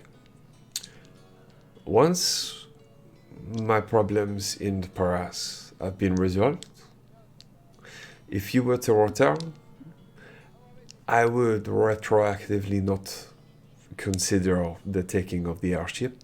It would be a crime. Noted. Thank you. And the smaller one, how many gnomes are on this smaller airship? Or are they all on the larger one at the moment? The smaller, I think perhaps a small compliment, making some last minute checks. On the larger, all of them. Could you get the few remaining ones onto the larger airship? Would that be possible? This is a private goal, if you will. I will My god is a gnome. I will attempt it, but... Cool, I think we want the smaller one, it's faster, cool. Cool, I don't think we're going to get the chance to take the smaller one. Cool. As the song finishes... Pigeon in the house. Let's go. As the song finishes... Yes. One of the Prince's Guard comes up, smiles, nods at you, pats a large coin pouch at his waist, like surreptitiously, and nods in thanks, and then whispers something into the prince's ear. The prince looks confused for a moment, but turns to you, Dice, takes your hand, kisses it again in full view of everyone. There's the polite clap at the end of the dance. I bow really gracefully. No, madam. And he has you stand. And then he bows very, very low to you. You kneel to no one. I blush completely genuinely and have gone bright red. And I match my hair. I look like a tomato. After your performance, you are champions of Paris. You do not kneel in this court. What a terrifying concept. Is everything all right? Oui, there is just some business I must attend to. Your friend Quill knows that later I will call you to a private audience for a special reward. But, please, attention, and raises his hand. Everyone goes quiet. There's just gentle music in the background. For the reward for becoming the champions of the tournament in my brother's honor, I award each and every one of you 1,000 platinum.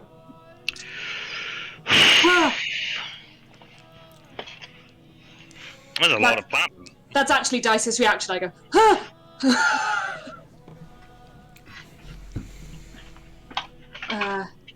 You will also, and 4 servants, come forward with pouches.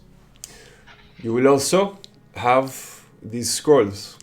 They are letters of import for the entire empire. Any elected official, any sheriff of even the smallest town must offer you aid in any way that they can. Your freedom of the empire, and you are friends to this court. As long as you follow the laws of the empire, of course. Of course. Of course. Of course.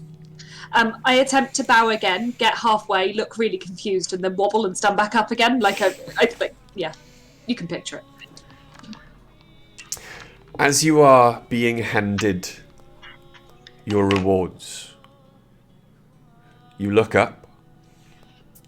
Standing in front of you, Oriana, handing you your reward in the servant's livery of the royal family, is father.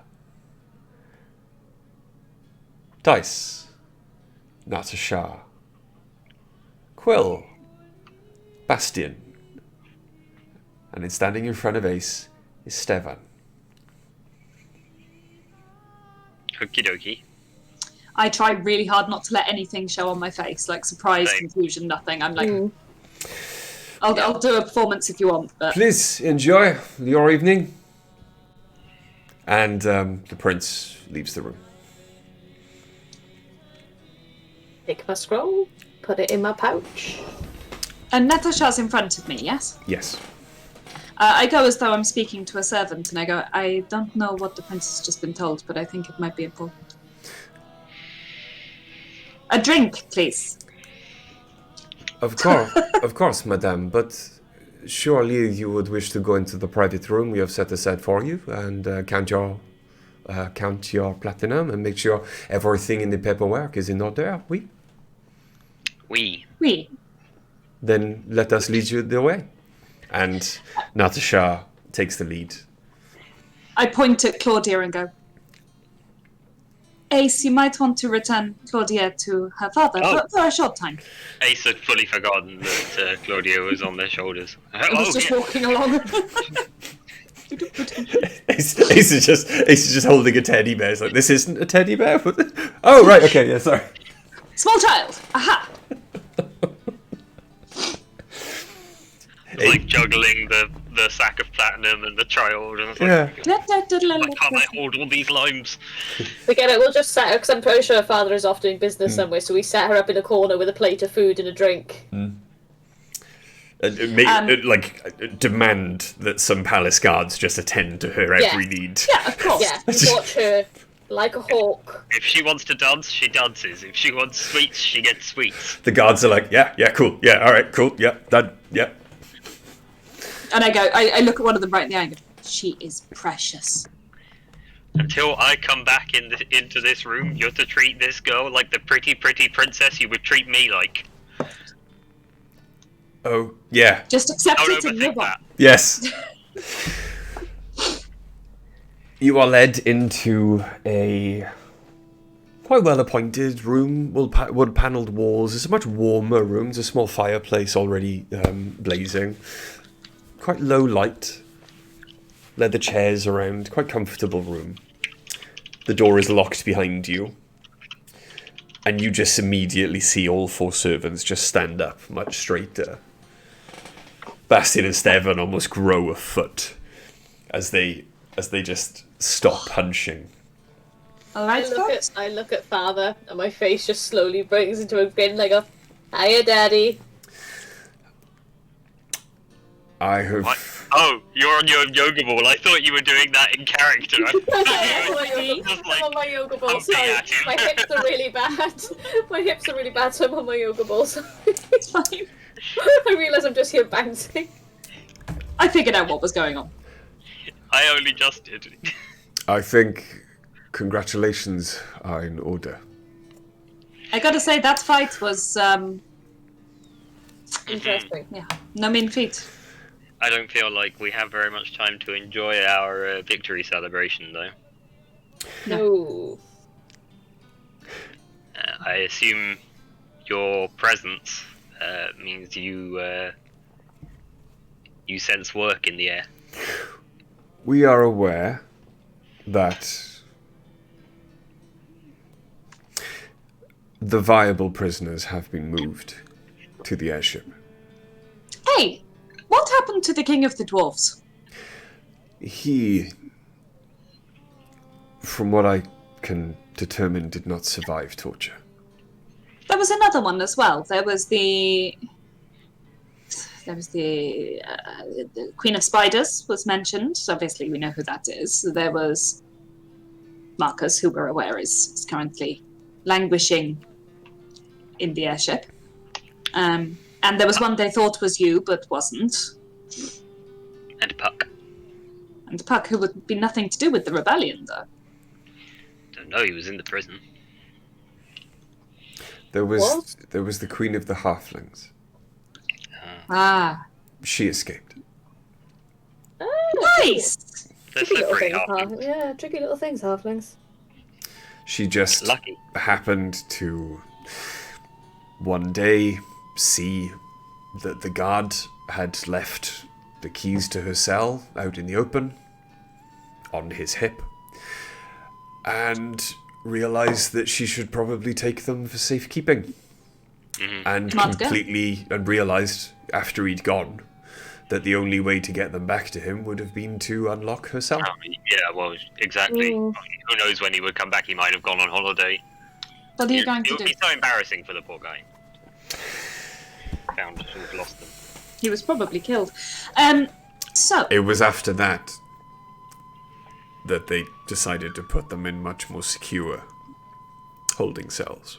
That makes sense. So, Niklaus, you said you wanted an airship. There is an airship. We are going to attempt to steal the airship. I thought you might. The bigger one of the two. The one with the prisoners on it. Yeah. The bigger one of the two. I've asked for all of the gnomes to be moved to the larger airship.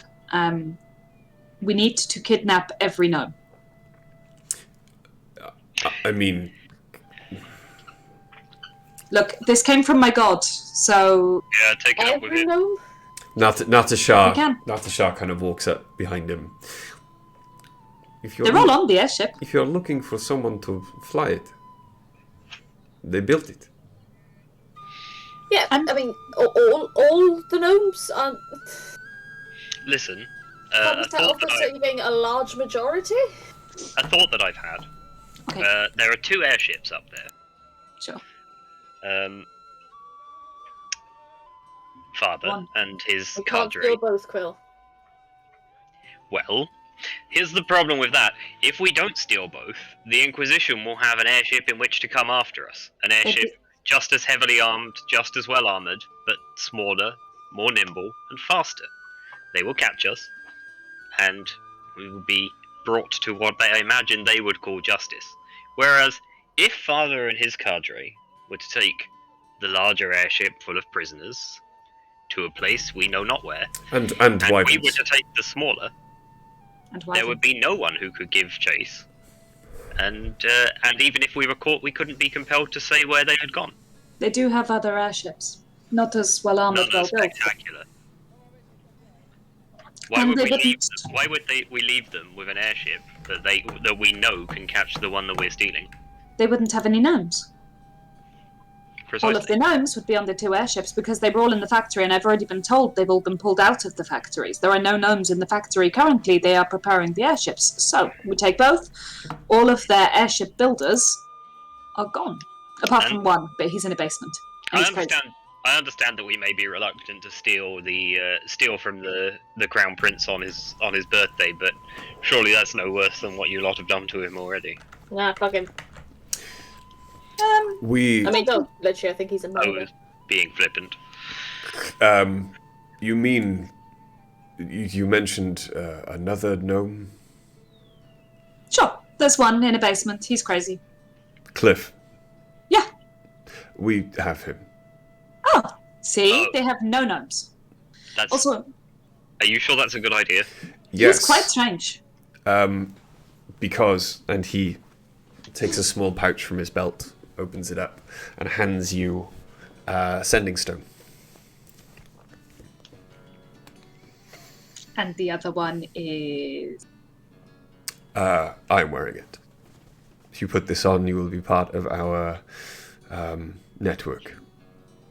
If we are within 1,000 miles of each other, we can speak as if we were standing right next to each other for an unlimited period of time during the day. Only within 1,000 miles. The ones I make are limitless. That's perfect, thank you. He says he got the idea from you. He's just gonna get like constant messages that are just Oriana going, "Daddy, sorry, Daddy, sorry, Daddy." That's why you gave it to Dice. Madman. I put it, I say in a pocket, I put it in the bag of holding with everything else that's in the bag of holding under my other backpack that has sharp wings on.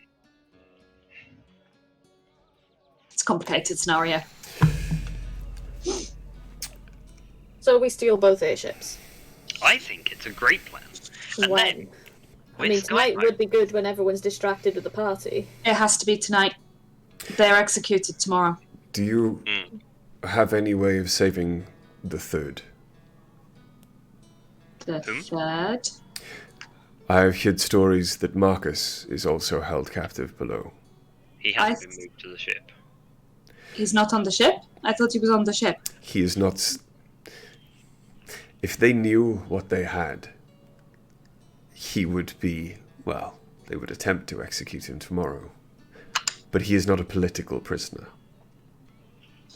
We know how. Fuck. Yes, I can go down. Well, I can try. I can go down with Quill's help, I think. It won't work. Why? The only way to break him out is to kill the Grand Inquisitor. Or to find some other way of disrupting the power. If there was another way, you don't think that Marcus or the matron mother would have found it? He did say not to save him. We have to. Give me half an hour to at least go and look. I have invisibility, I still have the spell. Give me time. Okay. Enjoy the party. I'll take you. I'll cast invisibility on myself anyway, because I'm less stealthy than you are. Let us try, at least, right? Please. I'll keep playing distraction up here. And someone dance with Claudia some more. She's cute.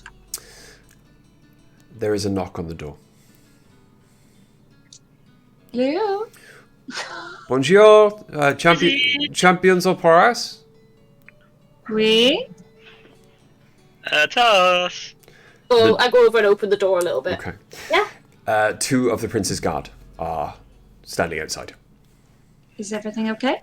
Oui, the prince has sent for you for the prior appointment. Ah, yes, of course. Lovely. We would love to see His Majesty. Oui. Sorry, we were just getting some quiet. It's been a long Been a day. long day. Jinx. Oh, that's nice. Oh my god, I should name a character Jinx. What a great Jinx name. is from that play called Arcane. Or that game called League of Legends. I think it was also that that little goblin gnome thing that you tossed off a boat. Nope. No. It's a 6. No, No, Jamna. Jabna. Nah, not Jinx. Well, we're coming, and We'll go. We'll follow them out. Okay.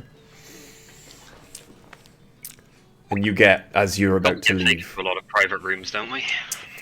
as you're about to leave, Father does kind of grab one of your arms gently. Yes, Daddy. All right, it was Oriana. Message us when you're ready. We will take them both together. Ready is an overstatement. She's Been always told ready. that before. Okay. And you leave. The guards take you through quite a roundabout route through the party, so as you are not accosted by that many well-wishers, and eventually take you to one of the back rooms. As you enter, you immediately see a huge marble circle linked into the floor. Inlaid into the marble is a giant gold ring. It is very reminiscent of the bottom floor, the reception area of the Horizon Hotel. And as you look up, you see that this room is in fact a cylinder that rises as far as the eye can see into darkness, and probably takes it all the way up to the tallest spire in the Crystal Palace. I go, hey, a lift.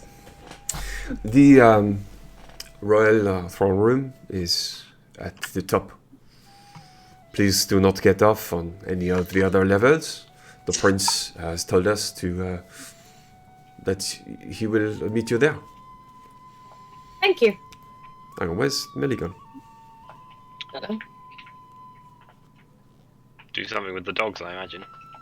Yeah, we'll just say we get in the lift and go to the top. Okay.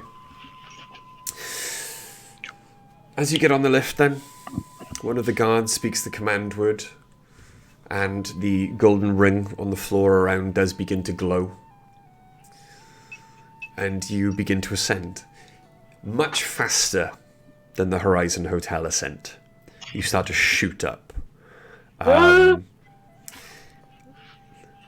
the floors above, maybe after the first 100 feet, another balcony appears. Another 100 feet, another balcony. And it's about 100 feet between each balcony, but it starts going like balcony, balcony, balcony, balcony, balcony, balcony, balcony, balcony, balcony, balcony. Until eventually you do then begin... now. Yeah. Until eventually then you do begin to slow. Doopy doopy doopy. You can see that the crystal behind you, the cylinder, has become transparent. And as you look out, there is a beautiful, picturesque view of Paras laid out before you. And hills in the distance, stars in the sky. And it is beautiful, quiet, calm. However, eventually, your ascent stops. The balcony in front of you is the most opulent of all of the balconies you've passed so far, and you step out of the magical field. In front of you there is a plain, blank crystal wall, in the center of which are two huge, dark oak doors, carved with reliefs of... As you look around it, it seems to be an elven forest. And the more you look at it, the more details jump out from the roots and the branches of elves looking down, or small fey creatures peeking out from the shadows. The door is slightly ajar. I thought it was a door. I head over to the door and pull it open. Okay. Yep. I'll go with. Expected. Okay. As you push it open then, it is a large circular room.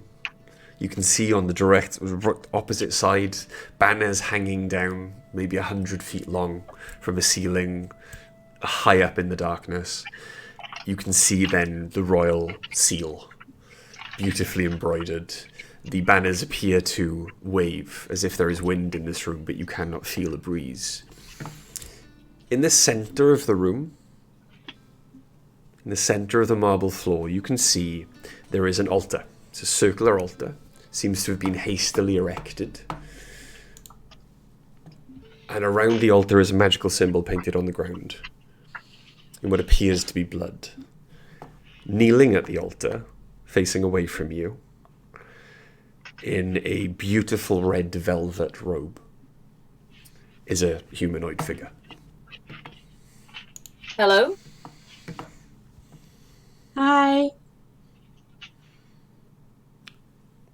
There is no response. I go to put my toe into the circle. As you walk into the room then,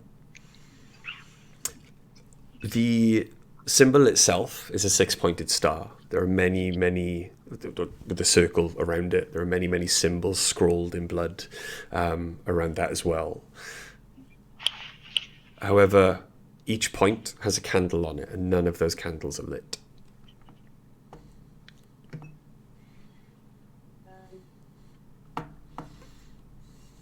Would you like us to light the candles? As you begin to try and get the attention of the person kneeling before you, you notice that they're not breathing. There is no movement from them whatsoever. As you reach out and touch their shoulder, out of the hood rolls the figure's head. Shit. It is an emaciated elf. Its neck has been cut cleanly. The entire front of its robe and tunic is a much darker red than its back was. And you can see a pool of blood around its knees. There is a resounding crash as the doors behind you lock.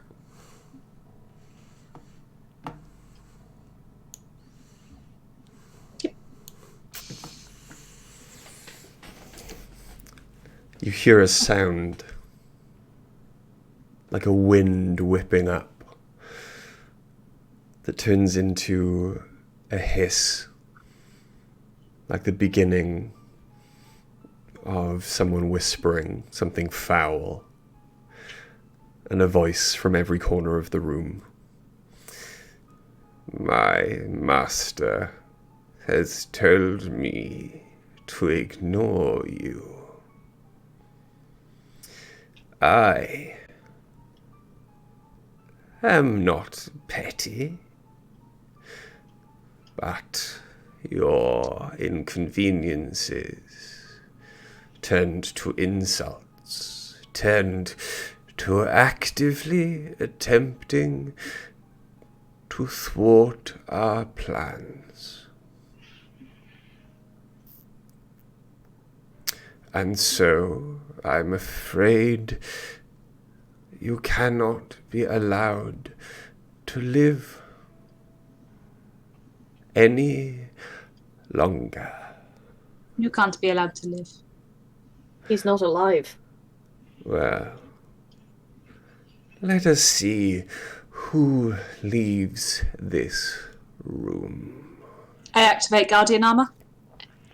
Cool.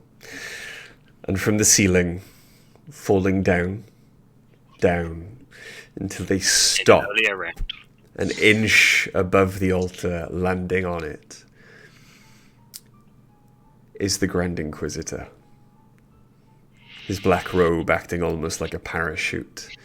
And as he looks out at you, his eyes flash with eldritch green. His hands raised towards you. Green lightning begins to crackle around his body, and he begins to chuckle. That's not allowed. We're going to leave it there. What? Yeah. 10:30. Yeah. The last fight you did against one opponent took 2.5 hours. Yeah. Well, whose fault was that, Bri? Yours. Oh, Because you could have killed him in 2 rounds. I'm not great on spell slots, guys. No, this is not our best fight. Oh no! Oh no! Sucks to be you. Right. So yes, we're gonna. I love you guys. We're gonna leave it there for session 81. I had a fucking great time. I've had a very, very, very good time. I've had an awesome yeah. oh time. my god. This has been a great session. I'm gonna turn off. I gotta turn off the creepy music. Give me a second. Yeah. There we go. I love that. I was trying to do it just for chat. So they were like, "Oh, now they know something's creepy going on." And then I realized that Charlie was still listening to Sirenscape the minute I clicked on the track, and Charlie just went, "Why is the music changed? What's going on?" Something's not right. Fuck. He's pulling some bullshit. Biggie says, "We better get a midweek one. I cannot wait a full week." We shall will see. Try. We'll try. Definitely give it a go. We will try. I slightly overdid. I also I overdid it in the week, and I made myself a bit ill. So.